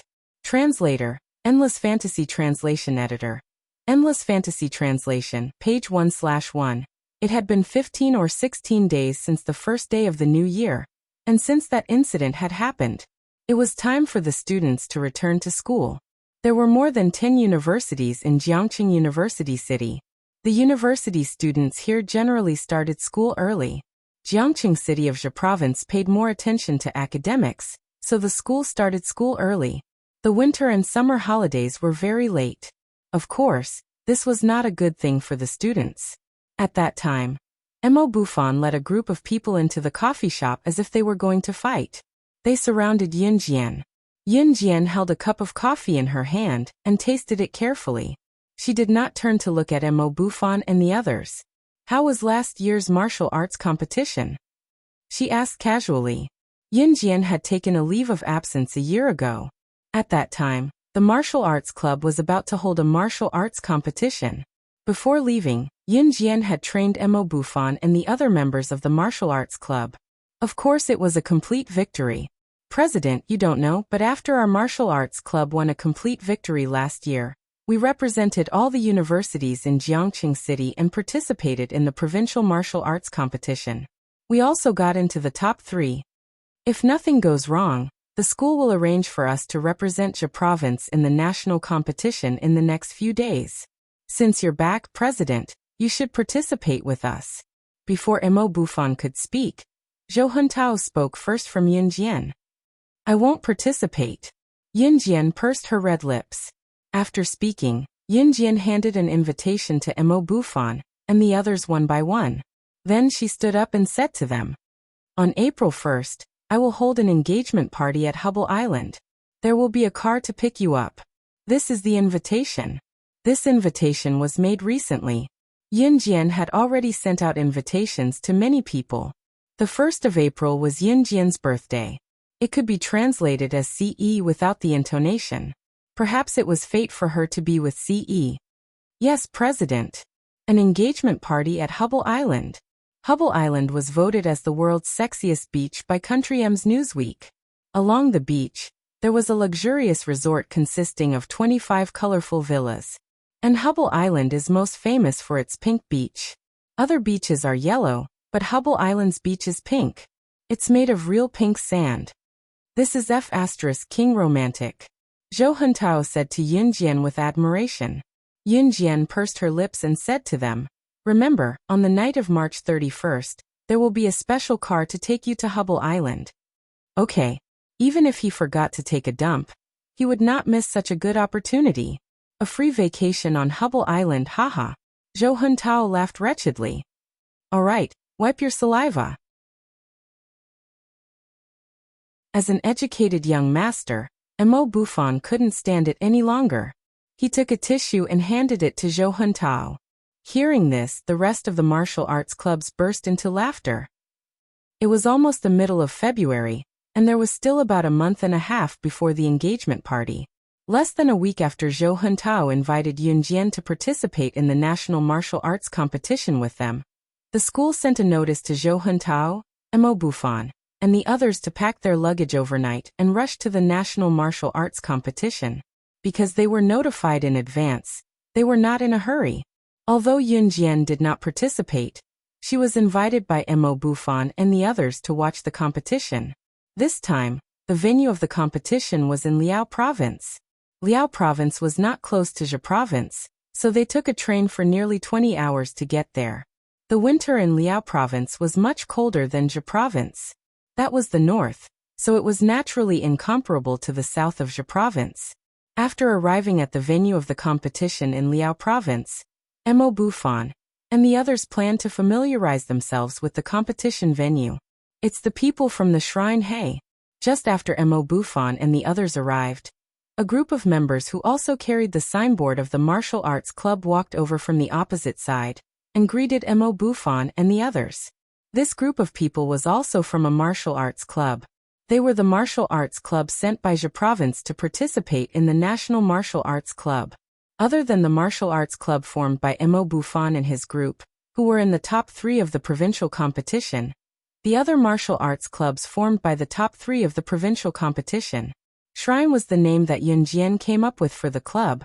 This group of people was the second-place martial arts club in the provincial competition, the Combat Society. The captain of the Combat Society was a chubby man named Diao Xiaozhan. Diao Xiaozhan's nickname was very interesting. His companions all called him Principal Diao. It could be understood as running around with the principal in his mouth. At that time, Diao Xiaozhan walked over and high-fived Mo Buffon. He glanced around and saw Yunjian, who had not appeared in the previous competition. He asked Mo Buffon in surprise, "Mo Buffon, is this your little girlfriend?" After Mo Buffon heard this, he quickly shook his head and then said something that shocked Diao Xiaozhan and the others. "She's the one I told you about, the strongest president of our martial arts club." Top reading website, M.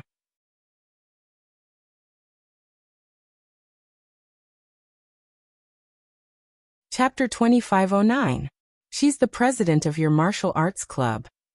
The one you told us about during the provincial competition last time. The valiant female president who kicked the door of the club that bullied you in order to avenge you? Diao Xiaozhan was stunned after hearing Mo Buffon's words. Then he spoke in a daze. After that, Diao Xiaozhan touched his nose and looked at Yunjian's thin and weak body with a surprised expression. "From your previous description, I thought she was a valiant and burly girl. I didn't expect her to be. Haha, you really can't judge a book by its cover. Come. We're all friends. We haven't gathered for a while since the provincial competition. There's someone selling grilled sausages outside the arena. I'll stop him and let's have a small meal first. Because we have to gather later, it's not good to run far. Let's go to the restaurant in the evening. I'll treat you guys to a meal." Diao Xiaozhan didn't say much about Yunjian. He was also a relatively bold fatty. After saying this, he ran out to stop the old lady who was selling grilled sausages. After a while, Diao Xiaozhan ran back with a lot of grilled sausages in his hands. Come, come, come. I'll treat you guys. Yin Jian didn't argue and took the grilled sausages. At this time, Diao Xiaozhan and Mo Bufan were talking like old friends. In fact, Diao Xiaozhan and Mo Bufan only met once during the provincial competition last time. However, some people, although they only met once, could be like old friends who had known each other for half their lives. In fact, they were bosom friends, destined to be friends. Hey, it's the Lobster Club from the same province as us. At this time, a girl from the martial arts club saw a group of people walking by not far away and said to everyone, "Hey, you guys are here too." After the girl said this to everyone, she stretched out her hand to greet the people from the Lobster Club. In this martial arts competition, there were only 3 martial arts clubs from each province that were qualified to participate in the national competition. The top 3 of Zhejiang province's provincial competition last time were all here. The group of people walking by not far away was the Lobster Club that ranked first in Zhejiang province's provincial competition last time. They were also the champions of Zhejiang province's provincial competition. Logically speaking, when everyone came out to participate in the national competition, and met people from the same province, there would always be a sense of closeness. However, the female president of the Lobster Society took the lead and snorted loudly. Then, she turned her head and walked away. The girl's hand stopped in midair and the air froze. F***ck, how can they bully people like this? How can they? Zhou Huntao was the first to feel displeased. It's okay, it's okay. The girl quickly stopped Zhou Huntao. This girl's name was Yuan Pingping. She was very honest and friendly. Her looks weren't bad either. Although she wasn't a peerless beauty, she was still pleasing to the eye. The president of the Crayfish Society is called Long Xinyan. I heard that she likes to eat crayfish very much, so she named the society this way. The people in her society don't like to talk to people. Mo Bufan explained to Yin Jian. Yin Jian had never participated in the competition before, so she naturally didn't know anything. Okay. Yin Jian nodded. 10 minutes later, all the martial arts clubs were gathered here. They're here, the judges are here, someone shouted. At this time, a few judges who were dressed very conspicuously entered the venue. The competition wasn't going to be held immediately today, so the judges were here to familiarize themselves. At this time, a few judges entered the venue. When she saw a foreign woman in her 20s, Yin Jian narrowed her eyes. This was none other than the niece of the previous Interpol team's captain, Bernie Barrel. However, Yin Jian wasn't surprised. This was because Bernie's niece was learning martial arts from Z country. Yin Jian had seen a brief introduction of Barrel in Bernie's detailed information. Translator, Endless Fantasy Translation Editor. Endless Fantasy Translation. The moment Barrel entered, Long Xinyan, the president of the Lobster Society, suddenly raised her voice smugly and spoke to her companions in a boastful tone, flaunting her knowledge. Did you see that? That judge is the niece of the Interpol team's captain. My parents even brought me to her house as a guest before. That's why she knew so much. Did you know that during this period of time, there's a huge uproar about slaying God, the number 1 on the international secret agent ranking, returning to the secret agent circle? The first mission she carried out after returning was related to Barrel. Barrel, that's someone who has seen the true face of the number 1 on the international secret agent ranking, slaying God.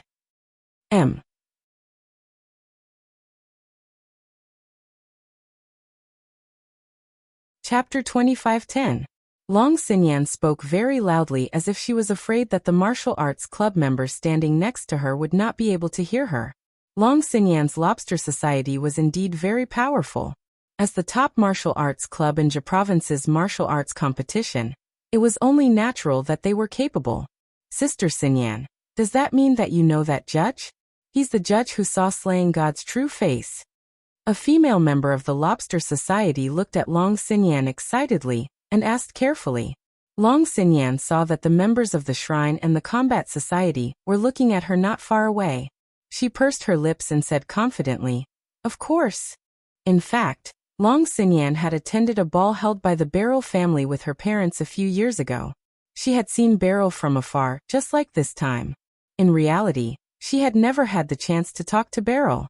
However, this was enough for her to brag in front of her fellow students. Yunjian heard Long Xinyan's boasting, but at that moment, Yunjian was sitting in the empty audience seats. She was watching the martial arts clubs who had gathered to listen to the judge and the organizer speak from a distance away. On the day of the national competition, there would be a live broadcast recording. In other words, everyone's every move would be shown in front of the national audience in front of the television. Therefore, the organizers attached great importance to the national martial arts competition this time. The gathering place was the venue of the national martial arts competition. Long Xinyan had just finished bragging when it was Beryl's turn to speak. She cleared her throat with a haughty expression. She spoke in fluent Chinese, a stark contrast to her frightened appearance the other day. She spoke proudly to the crowd. "Hello everyone, I'm the judge this time, Beryl Austin. You can call me Beryl." Beryl can speak fluent Chinese. Although there are still some English accents in his pronunciation, it is already very impressive to be able to speak Chinese. After the judges had spoken, the organizer said a few more words and dismissed the crowd. After the crowd dispersed, the judges had already left. Seeing that Beryl had left, Long Xinyan boldly boasted, "I heard that Beryl saw slaying God's true face that day." She wasn't even flustered or afraid when she saw slaying God's true face. Rumor has it that slaying God was shocked when she saw Beryl. The more Long Xinyan spoke, the more excited she became. She saw all the members of the shrine and the martial arts society staring at her. That feeling made Long Xinyan feel proud. "Sister Xinyan, you know so much. Quickly tell us. What exactly happened at that time?" The members of the Lobster Society were the most agitated. A large group of people quickly surrounded Long Xinyan. It was as if he could see slaying God's appearance that day from Long Xinyan's words. When Long Xinyan saw that the members of the shrine and the martial arts society were still listening to her, she began to fabricate even more nonsense. Yunjian ignored her. At that time, Yunjian received a message from Snake. "Lizard." She told Mo Bufan and the others, "My friend is looking for me. I'm going out for a while." Then, she walked out of the competition venue. Before he walked out of the arena, he bumped into Snake. Lizard, who had just entered. Snake. Lizard was looking for her because she wanted her to sign a return agreement with the International Secret Agent Assassin website. At that moment, Long Xinyan happened to catch a glimpse of Yunjian and Snake. Lizard meeting. She glanced over in confusion. Seeing that Long Xinyan was looking over there, she stopped telling the story that everyone was very interested in. Everyone turned their heads to look. They saw Yunjian taking a black pen from Snake, Lizard, and signing her name under a thick contract in front of everyone. Looking at the strokes that Yunjian left behind when she signed her name, it was extremely similar to the name of the person they were discussing at that moment.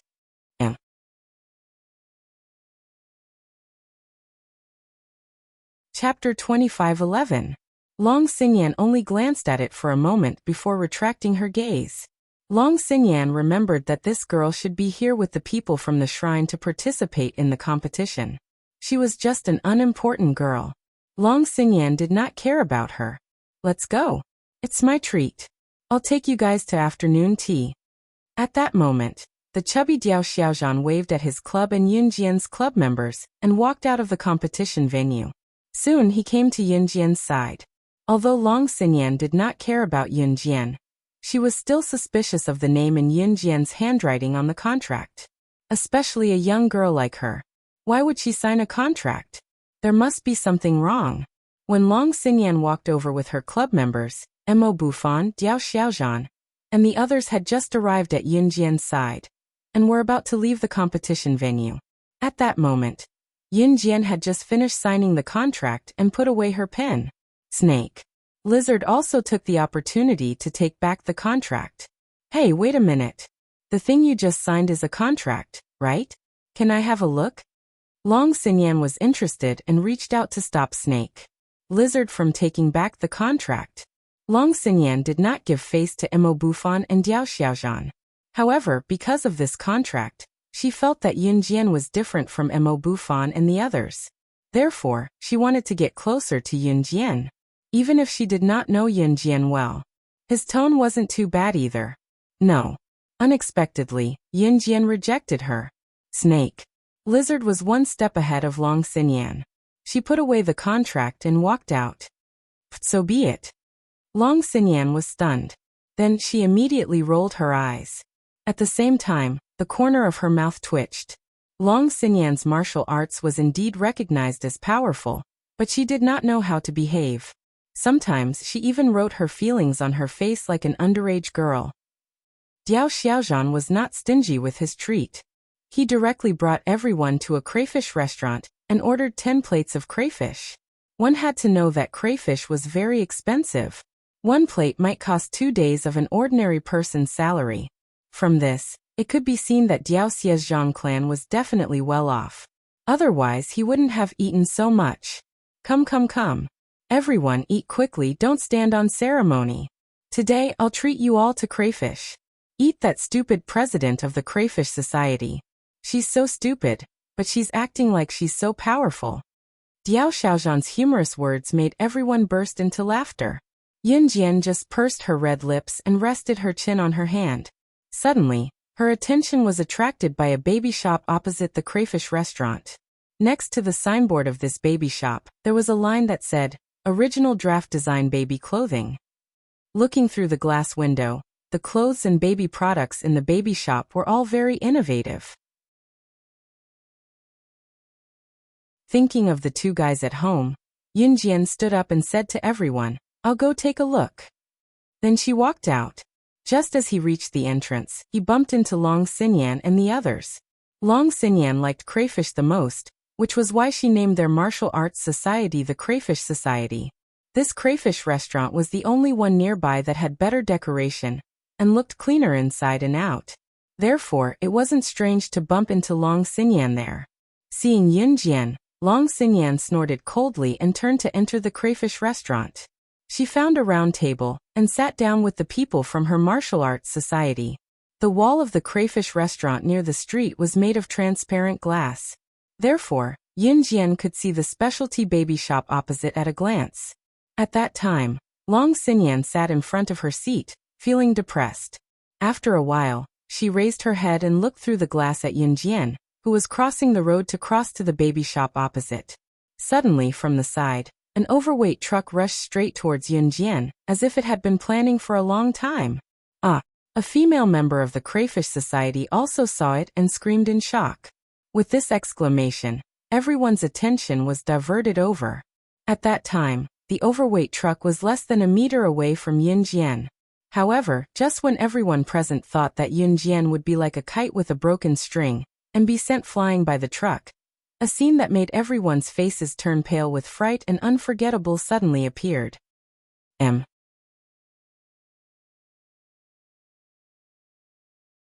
Chapter 25:12. It was an overloaded truck that had suddenly charged toward Yunjian. Without giving Yunjian even a second to react, the truck was already right in front of Yunjian. There weren't many such coincidences in the world. Even if someone were to stand up and say that the truck had lost control, and that it wasn't a deliberate attempt at murder, the spectators wouldn't believe it. That was because the truck's deliberate attempt at murder was too obvious. However, when the overloaded truck was only half a meter away from Yunjian, everyone imagined that Yunjian would be flung dozens of meters away and fall heavily to the ground, her head bleeding and her life in danger. Yunjian didn't even turn around to face the truck. As though she had a premonition of what was about to happen, she jumped lightly with one leg and placed her right hand on the truck's hood. Just as the truck was about to hit her, she somersaulted and stood on top of the truck's hood. She was just 0.1 seconds away. Based on the truck's speed, if Yunjian had been 0.1 seconds later, the probability of her being seriously injured would have been increased. Furthermore, with that collision, she would have died without a doubt. However, jumping onto the truck's hood wasn't the end of it. After she somersaulted onto the truck's hood, she reacted within 1 second. Then she jumped lightly onto the truck's roof. After running for 2 steps, she jumped lightly and landed on the ground from the back of the truck. That series of actions sounded easy, but to actually do it was extremely difficult. The truck was still speeding forward. Jumping onto the truck's hood, jumping onto the roof, running for a few steps until she reached the back of the truck and landed on the ground. This series of actions not only required consideration of the truck's crazy speed, wind speed, resistance and other factors, but also the possibility of being flung off by such a fast truck. It was apparent that Yunjian was so precise that there was not a single mistake, be it in the way she pinpointed or manipulated the various factors. Moreover, she reacted and completed it within 3 seconds. Yes, 3 seconds. Within 3 seconds, Yunjian completed a series of actions that were almost impossible for ordinary people. He landed steadily on the ground. If it were anyone else, they would have been flung out long ago. Yunjian, Mo Bufan and the others were so frightened that their faces turned green. With Mo Bufan taking the lead, they stood up and pushed aside the stool, running out of the crayfish restaurant with their long legs. Mo Bufan and the others did not spend much time with Yunjian. However, Mo Bufan and the others treated Yunjian as a true friend. Not only because Yunjian was the president of their martial arts club, but also because she was their friend. They were on the same side. Mo Bufan took large strides. Because he ran too fast, he almost fell. However, he supported himself on the ground and stood up. Ignoring his sprained ankle, he was the first to rush out. Zhou Huntao, Zhou Dun, and other members of Yunjian's martial arts club also rushed out of the crayfish restaurant crazily. They ran to Yunjian and asked if she was injured, and if she needed to go to the hospital. They were nervous, scared, and terrified because they treated Yunjian as their best friend. It was a friendship that had nothing to do with love, family, or gender. "I'm fine," Yunjian said calmly. At this time, the members of the Crayfish Club and the Combat Club also rushed out of the crayfish restaurant and came to Yunjian's side. When they saw Yunjian's extremely calm expression, Long Xinyan, Diao Xuezhan, and the others who were already frightened and terrified of how Yunjian could be so powerful, were completely stunned. No one was able to recover from Yunjian's astounding performance for a long time. Chi-bang. At this time, the speeding truck suddenly crashed into a building in front of them. The owner of the truck obviously did not get out of the car to call the police. On the contrary, he failed to hit Yunjian. After hitting the building, he quickly reversed the truck, as if he was afraid that Yunjian would find him, and quickly fled. Yunjian was not injured, which meant that the driver did not escape. However, he drove away. What he did just now was undoubtedly a premeditated murder. Diao Xuezhan, Long Xinyan, and the others had yet to react. At this time, they were staring at Yunjian in a daze. They saw Yunjian watching the entire process of the truck escaping. "Oh my god, you just now, how did you?" Long Xinyan was so frightened by Yunjian that she stuttered. Before Long Xinyan could finish her sentence, Yunjian saw that the truck had left her sight. Everyone thought that she would be frightened by the scene just now. But she was not scared at all. Instead, she reached out her hand and calmly took out her phone in front of everyone. She made a call and said something that made everyone's faces turn extremely pale. "Lock onto a truck with license plate Liao B. U3616 on the 1st Street of South Road. I'll give you 1 minute. Before it leaves the 1st Street of South Road, blow it up."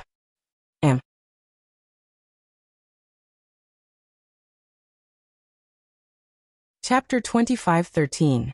Translator. Endless Fantasy Translation Editor. Endless Fantasy Translation, page 1/1. Fire the cannons and blow it up. These simple words stunned Long Xinyan, Diao Xiaozhan, the other members of the Lobster Society and the Combat Society, as well as Mo Bufan and the others who had already seen Yunjian's strength. Who did you call? Fire the cannons and blow it up. I admit that the truck I saw earlier seemed to have deliberately rushed over to hit you, but you can't just say things like firing the cannons and blowing it up.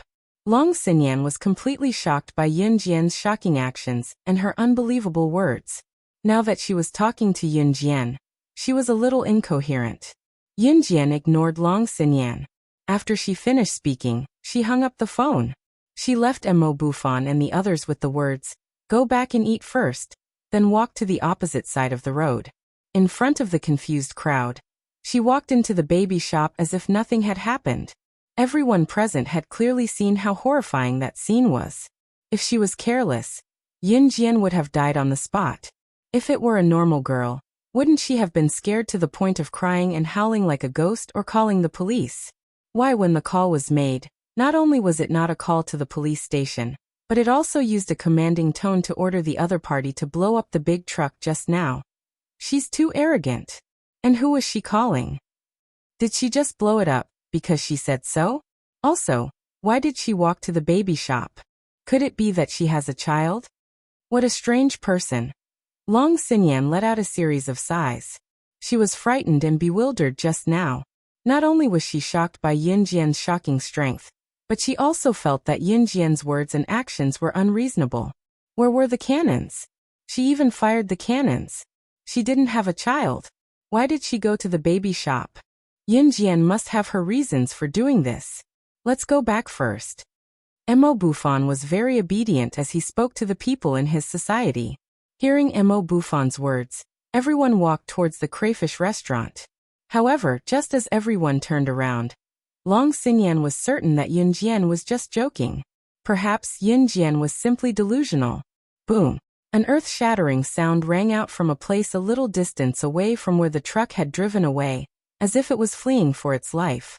That deafening sound shook the ground a few hundred meters away from the scene. When this loud boom sounded out, everyone's eyes suddenly widened. This was especially true for Long Xinyan. Long Xinyan was already certain that Yin Jian was spouting nonsense. What do you mean by locking onto the truck with the license plate number? I'll give you 1 minute to blow it up. That's all bullshit. He probably wanted to show off in front of them. That was what Long Xinyan thought at first. Even the ground shook violently when the explosion of the cannon rang out. Only then did Long Xinyan react. Don't tell me that it's really like what Yin Jian said an hour later. The relevant personnel had already rushed to the scene. At this time, Long Xinyan and the others had also heard about the scene. For some unknown reason, the truck had almost hit someone. Halfway through its escape, the truck had suddenly exploded. The truck was destroyed and the people were killed. According to witnesses, the truck had suddenly exploded without any warning. Other than the truck itself and the owner, no one was injured. It was as if the heavens were punishing him for escaping. There were no traces of the truck being tampered with at the scene. When they heard the news, Long Xinyan, Diao Xuezhan, Yuan Pingping, and the others present were so shocked that they slammed the table and stood up. Long Xinyan's eyes widened even more exaggeratedly. She looked at Yin Jian, who had already bought many baby products from the baby shop, in horror. She said in disbelief, "Just now. It wasn't you just now. It was you." Halfway through her sentence, Long Xinyan deflated. She sat back in her seat as if she was paralyzed, her face pale with fright. Didn't Yin Jian make a call just now before it exploded? How did it end up? She had a feeling that if she dared to complete her sentence, her ending would not be better than the truck owner's. At this moment, just as Long Xinyan was so scared that her entire body was covered in cold sweat, she clearly saw Yin Jian looking at her from the corner of her eyes. She smiled coldly and opened her red lips, saying something that made Long Xinyan's spine go numb. Don't meddle in things that you shouldn't meddle in. Otherwise, you'll be the next to die. Translator, Atlas Studios Editor, Atlas Studios.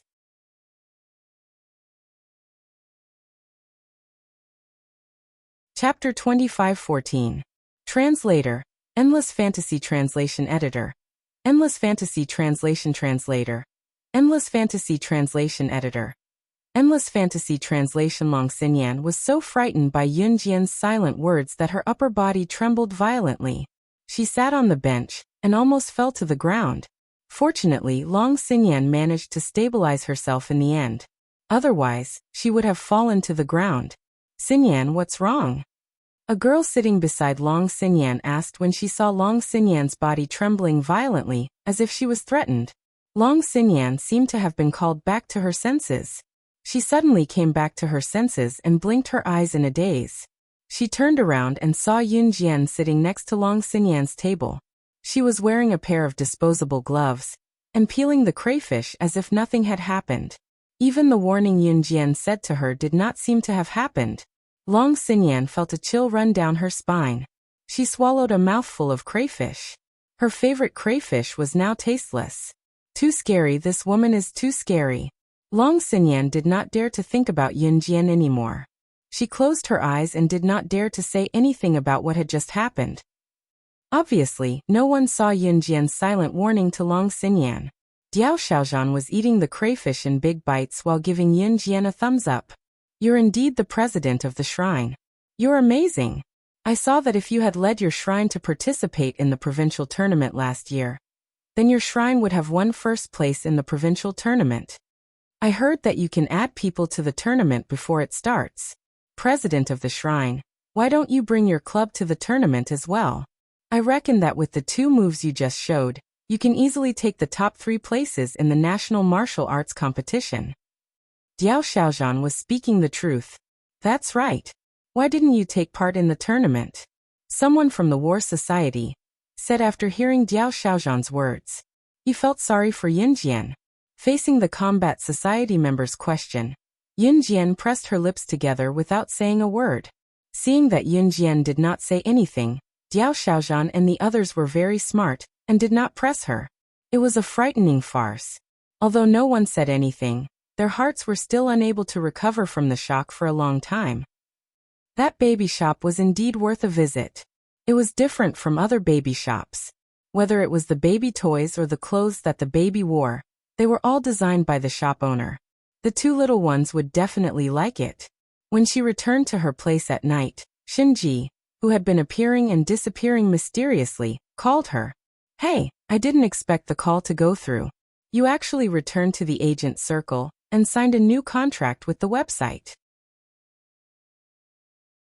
006. Do you know that after you came back, the base price of my mission dropped from $50 million to $30 million? Tell me, how are you going to calculate the missing $20 million? Shinji scolded Yun Jian angrily as soon as the call connected. Yun Jian's lips curved slightly. She spun the phone in her hand and said, Then what do you want? Fight me to your heart's content. I've developed a few new moves recently. 006, believe it or not, I'll definitely surpass you this time. It had been so many years. Back when Shinji Mad Dragon and Slaying God left in Hun, Shinji had not given up on his dream of surpassing Yun Jian. He kept mentioning it. Yun Jian smiled faintly when she heard Shinji's words. She said, Deal. I'll wait for you at the entrance of the World Martial Arts Competition Arena in Country Z's Liao Province at 6 p.m. tomorrow evening. The loser will treat us. Translator. Atlas Studios Editor. Atlas Studios.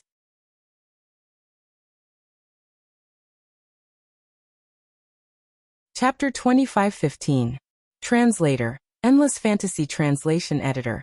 Endless Fantasy Translation, page 1/1. As soon as Yun Jian finished speaking, Shinji hung up with a beep. Yun Jian knew Shinji's personality. Based on her personality, she should have left all the internal and external forces of the Soul Eater organization and rushed over from abroad. After all, to Shinji, defeating Yun Jian and surpassing Yun Jian's achievements was her only dream.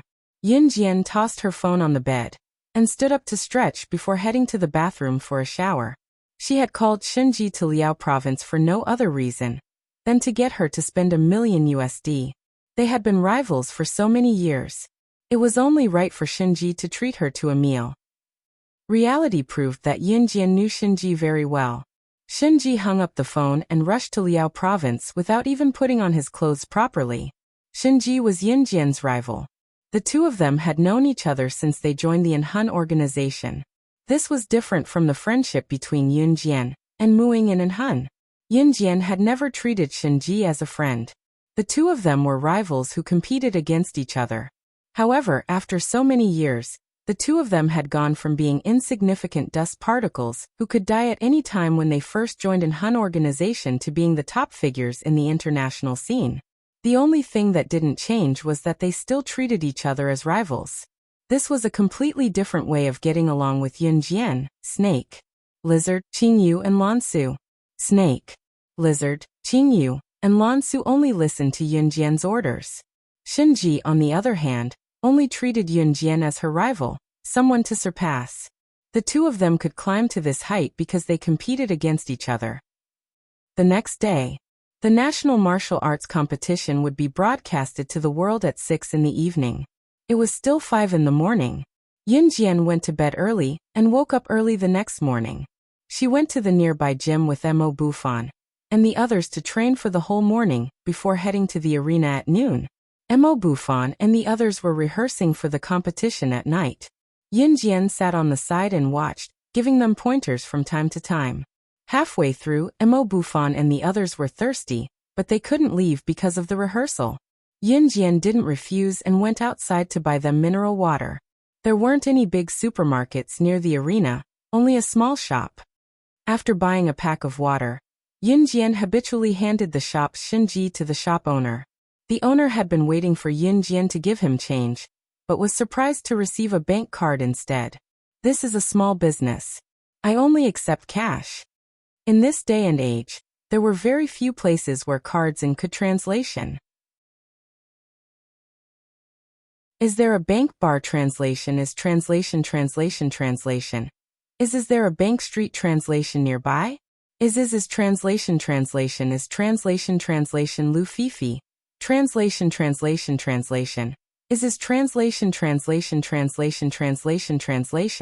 Is translation Yunjian accepted the card and was about to withdraw the money. Are you here to buy water for the members of the martial arts club? We are here to help the organizer buy water for the members of the martial arts club. How about I pay for the water with the money given by the organizer? You can take it first. An elegant male voice sounded. Yunjian turned her head and saw a handsome, highly recognizable boy about 184 meters tall talking to Yunjian. Thank you. Yunjian glanced at the boy. After saying this, she walked over to pick up the mineral water she had just bought and walked to the arena. Was she going to let him stay to pay the bill? The handsome and highly recognizable boy touched his hair. He couldn't help but call out to Yunjian, who was about to leave. Wait, can I ask what your name is? Perhaps he felt that his question was a bit abrupt. The boy laughed dryly, and then continued to speak. My name is Tang Xiaoming. What I mean is, can you leave your name and which team's martial arts club you're giving the mineral water to? When the time comes, we'll distribute the mineral water at the same time. Translator. Transin editor. Transin.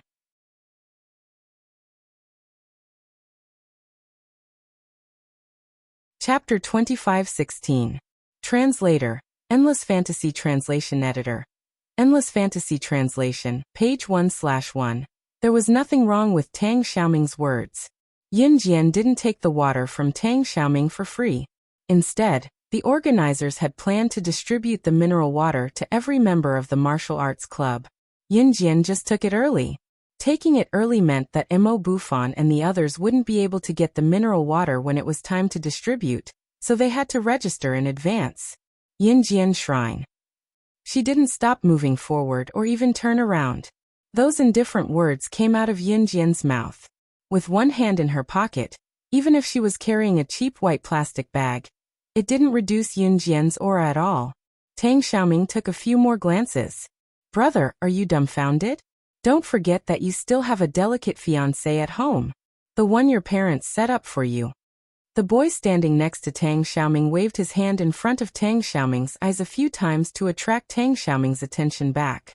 Tang Xiaoming came back to his senses and scratched his head habitually. Don't mention her. I feel weak all over when she's mentioned. Mo Bufan and the others rehearsed until the afternoon when the competition was about to start. Yunjian went out for a walk before coming back. Yunjian had already expected that this national martial arts competition would be broadcasted to the world, so there would be constant rehearsals before the competition. It was simply unrealistic for Yunjian to be obedient and line up in the queue to rehearse. Therefore, she refused to participate from the beginning. At that time, Yunjian had just returned to the arena. The arena was very big. Mo Bufan and the others were now at the competition venue. Yunjian had just entered the arena, and there weren't many people lingering at the entrance. Suddenly, a coquettish female voice sounded from the other side of the arena. Xiaoming, wait for me, Xiaoming. Don't walk so fast, I can't catch up with you. Coincidentally, not long after the voice rang out, Tang Xiaoming, who was 184 meters tall, had a handsome appearance, and had a rather high discernment level, quickly walked over as if he was avoiding the plague. Behind Tang Xiaoming was a young girl, who was speaking to Tang Xiaoming in a coquettish voice. Xing, can you stop following me? Tang Xiaoming stopped halfway and looked at the girl helplessly. Why? I'm your fiancé, why can't I follow you?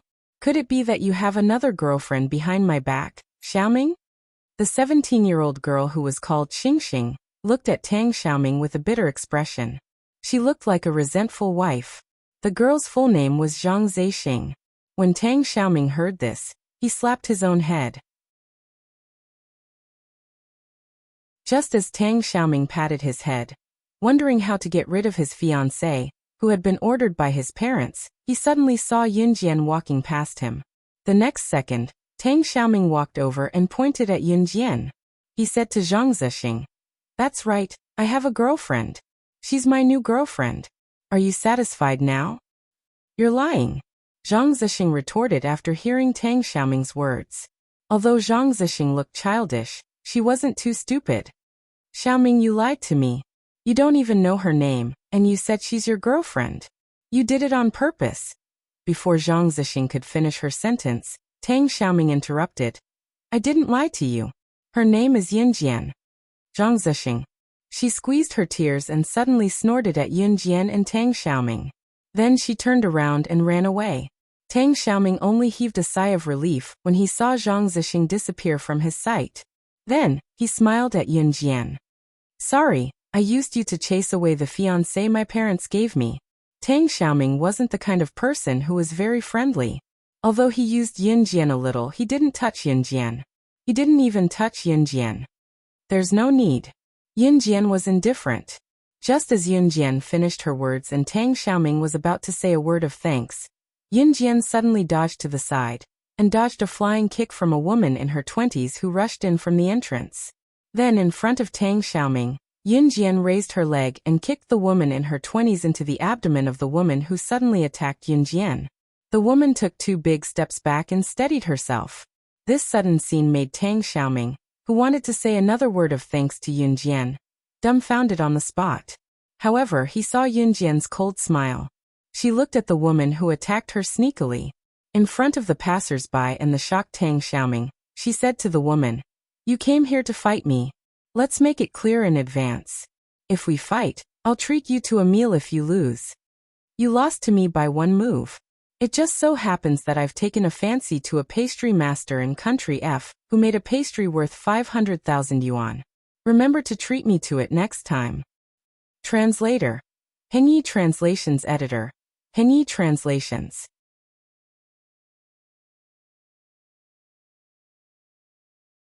Chapter 25:17. The pastry master from country F made pastries that others couldn't imitate, and they were mellow and smooth. It was guaranteed that after eating them once, you wouldn't be able to resist eating them again.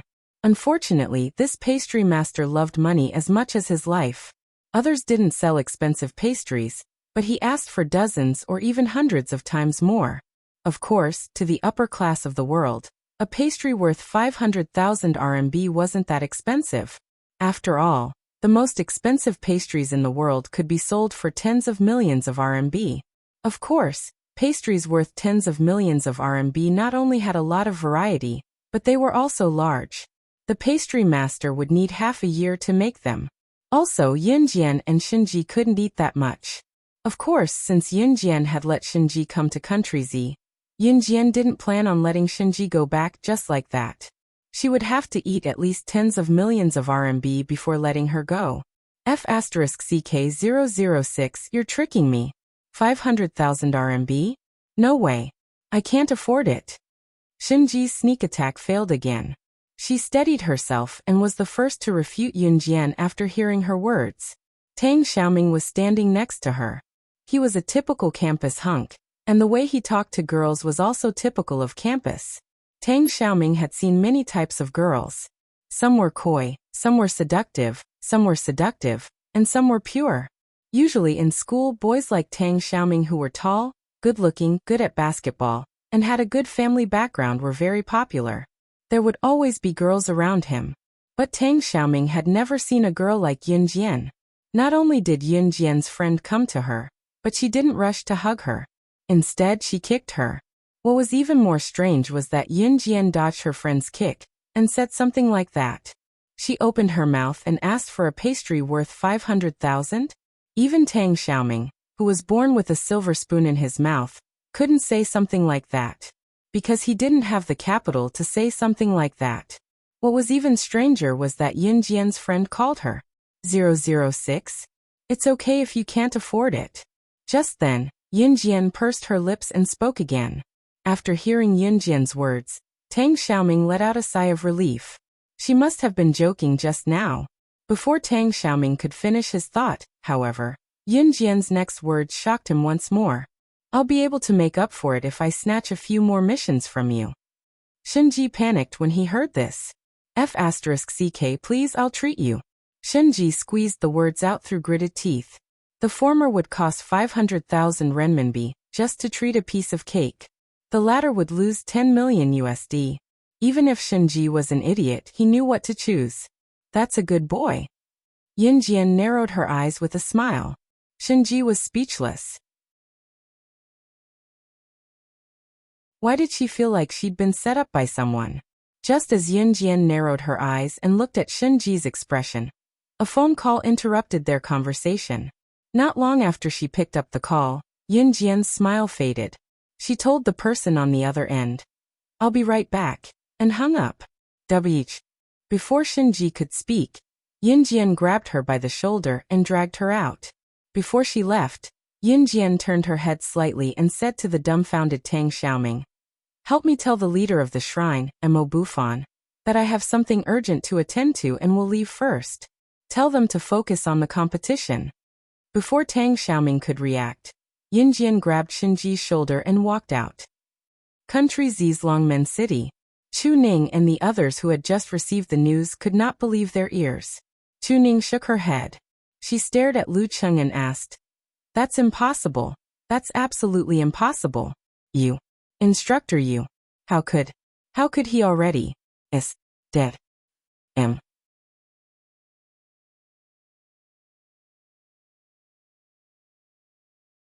Chapter 2518.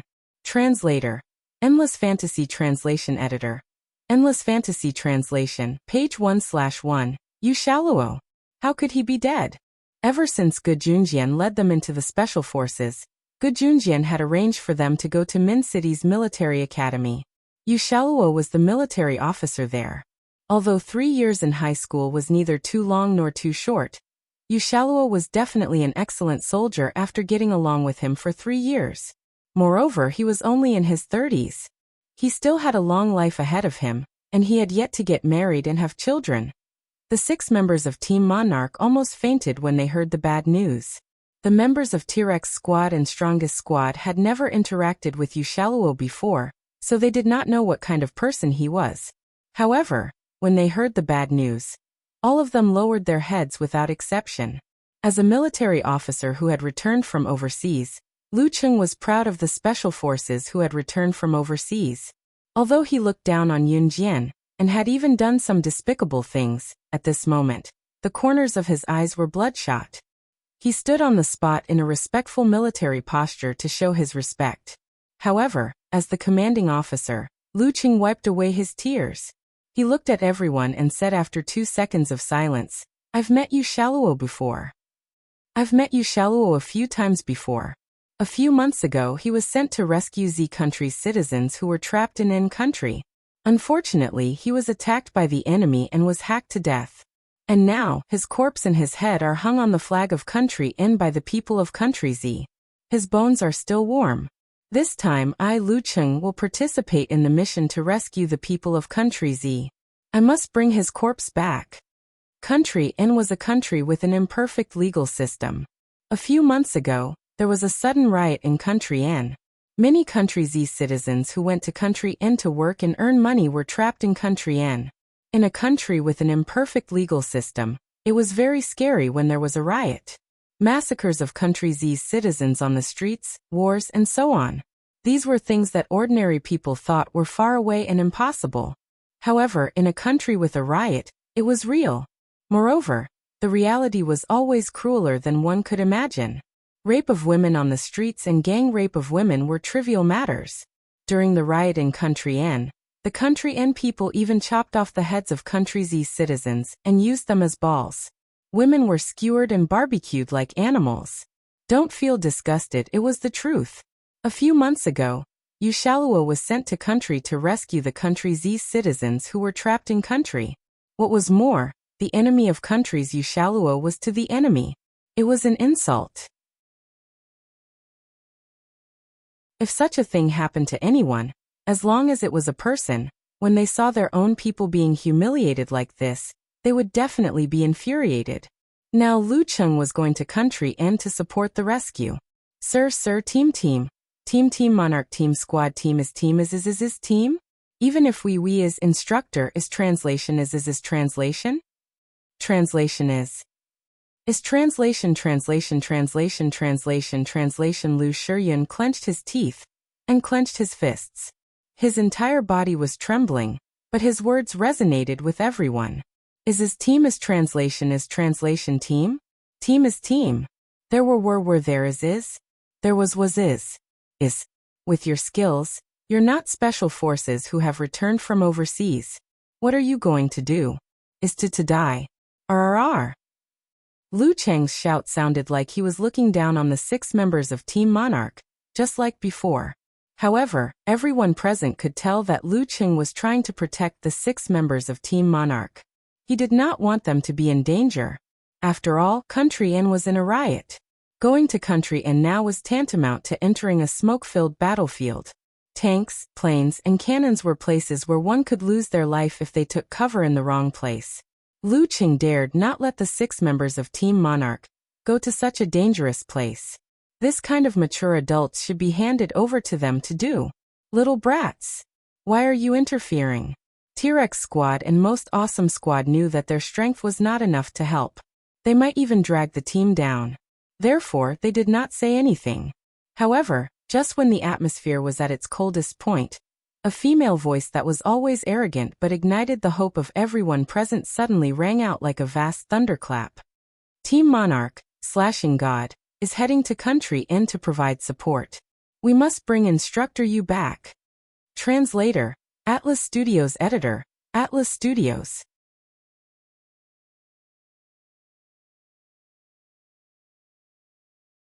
Chapter 25:19. Yin Jian's words were like a grenade that exploded on the spot, giving everyone hope for survival. If one were to say that everyone's emotions were at their lowest point at that moment, the future that everyone was looking forward to was replaced by despair. Then, Yin Jian's words were a voice that ignited everyone's fighting spirit and hope. Yin Jian. Tears streamed down Chuning's cheeks the moment she saw Yin Jian. She forced herself to stay calm, but once she thought about it, she could not help the uncontrollable tears that streamed down her cheeks. Retired veteran Ge Junjian requests to return to the team and provide support. Just as Yin Jian's words fell, a powerful but irrefutable statement followed by Yin Jian's voice reverberated in all directions. Perhaps there were deserters on the battlefield. Perhaps Lu Cheng used to look down on Yin Jian and the others and did some despicable things. But he would never run away in times of crisis like those deserters on the battlefield. Because that was his duty as a soldier. The moment he saw Yin Jian and Ge Junjian, Lu Cheng clenched his fists again. He pursed his lips and tears rolled down the corner of his eyes, but one could feel the welcome he had for Yin Jian and Ge Junjian. Get ready to assemble with the main force. Let's go. Lu Cheng tacitly agreed to Yin Jian and Ge Junjian's move. The 6 members of Team Monarch did not insist on going, because they knew that they were not strong enough to go to a real battlefield like that. If they went, they might just be a burden. At that moment, the 6 members of Team Monarch once again felt the difference in strength. As a member of Team Monarch, Yin Jian would not be a burden if she went. Their strength was far from enough. They had to work harder. Wuxia was Ge Junjian's former comrade and Ge Junjian's best friend. Yin Jian could tell that although Ge Junjian did not say anything, his heart was bleeding the moment he heard about Wuxia's sacrifice. You will never know how many great people have sacrificed their lives for the peaceful, serene, and lawful society that you live in. It is said that you only have one life, but they would rather sacrifice themselves in exchange for a lifetime of peace. There were still many countries in the world that were still at war. Someone once calculated that in the recorded history of mankind, there had only been a short 100 years of peace without war. This was a very shocking number. They could gather at the entrance of the military base and set off. They didn't even need to prepare their luggage to go home, because it was still unknown whether they could return safely from this trip to N country, let alone bring their luggage. Yunjian, Lucheng, and Gejunjian had just reached the entrance of the military base when they saw Shenji still standing there. Seeing Yunjian, Shenji walked over. Seeing Shenji, Lucheng was still rational. He said to Yunjian, "Hurry up and let your friend go back. We have to get ready to go." Lucheng was doing it for Shenji's sake. After all, a battlefield like this was not suitable for Shenji, because in Lucheng's heart, he thought that Shenji was just an ordinary girl who had nothing to do with this. That was all. With that, Yunjian narrowed her eyes. In the next second, Yunjian suddenly placed her hand on Shenji's shoulder. Right in front of Lucheng, Gejunjian, T-Rex Squad, Most Awesome Squad, and Team Monarch who came out behind them, she told Shenji something that stunned everyone. "It has been almost 10 years since we were sent to the battlefield together. Are you interested in going to the battlefield with me again and killing everyone? If you want to chat about campus rebirth, the strongest female secret agent with more like-minded people, follow me on WeChat. Talk about life, find friends."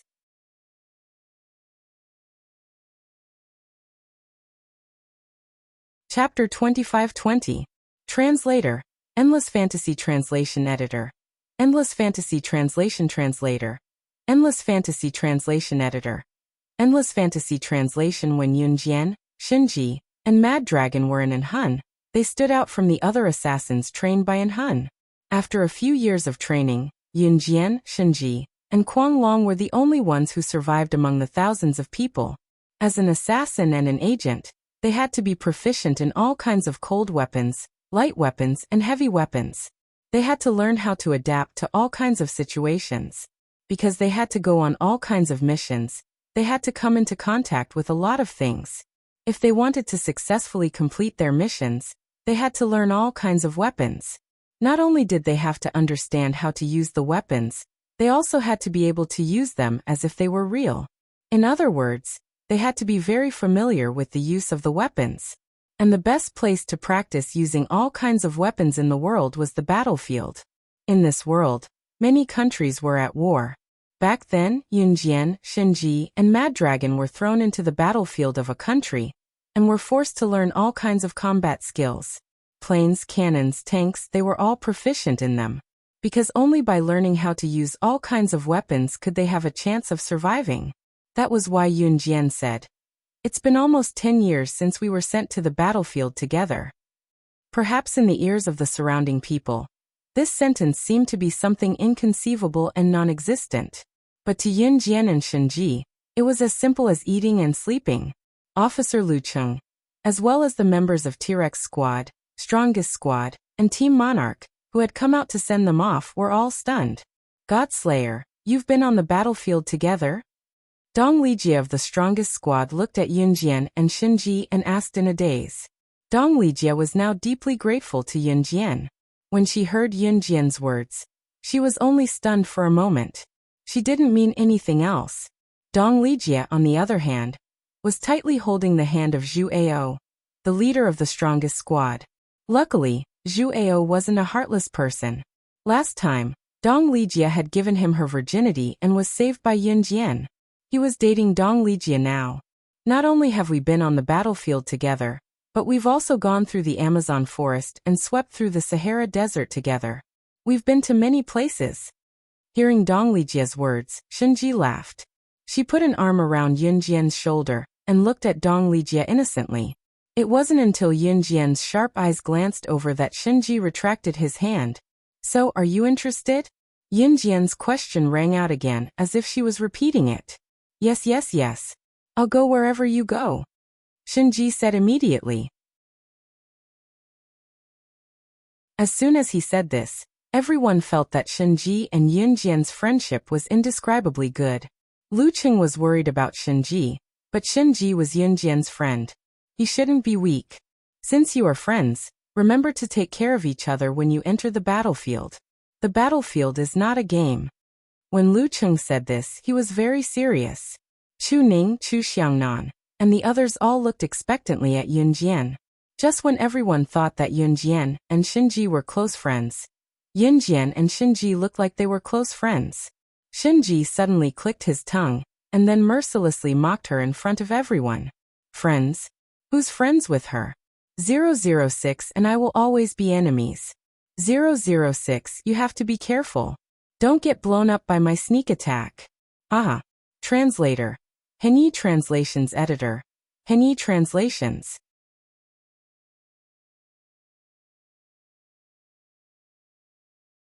Chapter 25-21. Page 1/1. Hearing Shenji's words, everyone was shocked. Not friends? Then why do you know each other so well? Who are you trying to fool?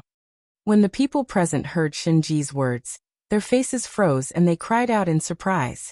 Yeah, if they're mortal enemies, why do you know each other so well? If they're mortal enemies, wouldn't you want nothing more than to cut each other into pieces? After the last mission, Zhuao had matured a lot. After hearing Shenji's words, he paused for a moment, then spoke up. You don't look like a bad girl. If she really wanted to do something bad, she wouldn't have told him directly that she was going to attack him.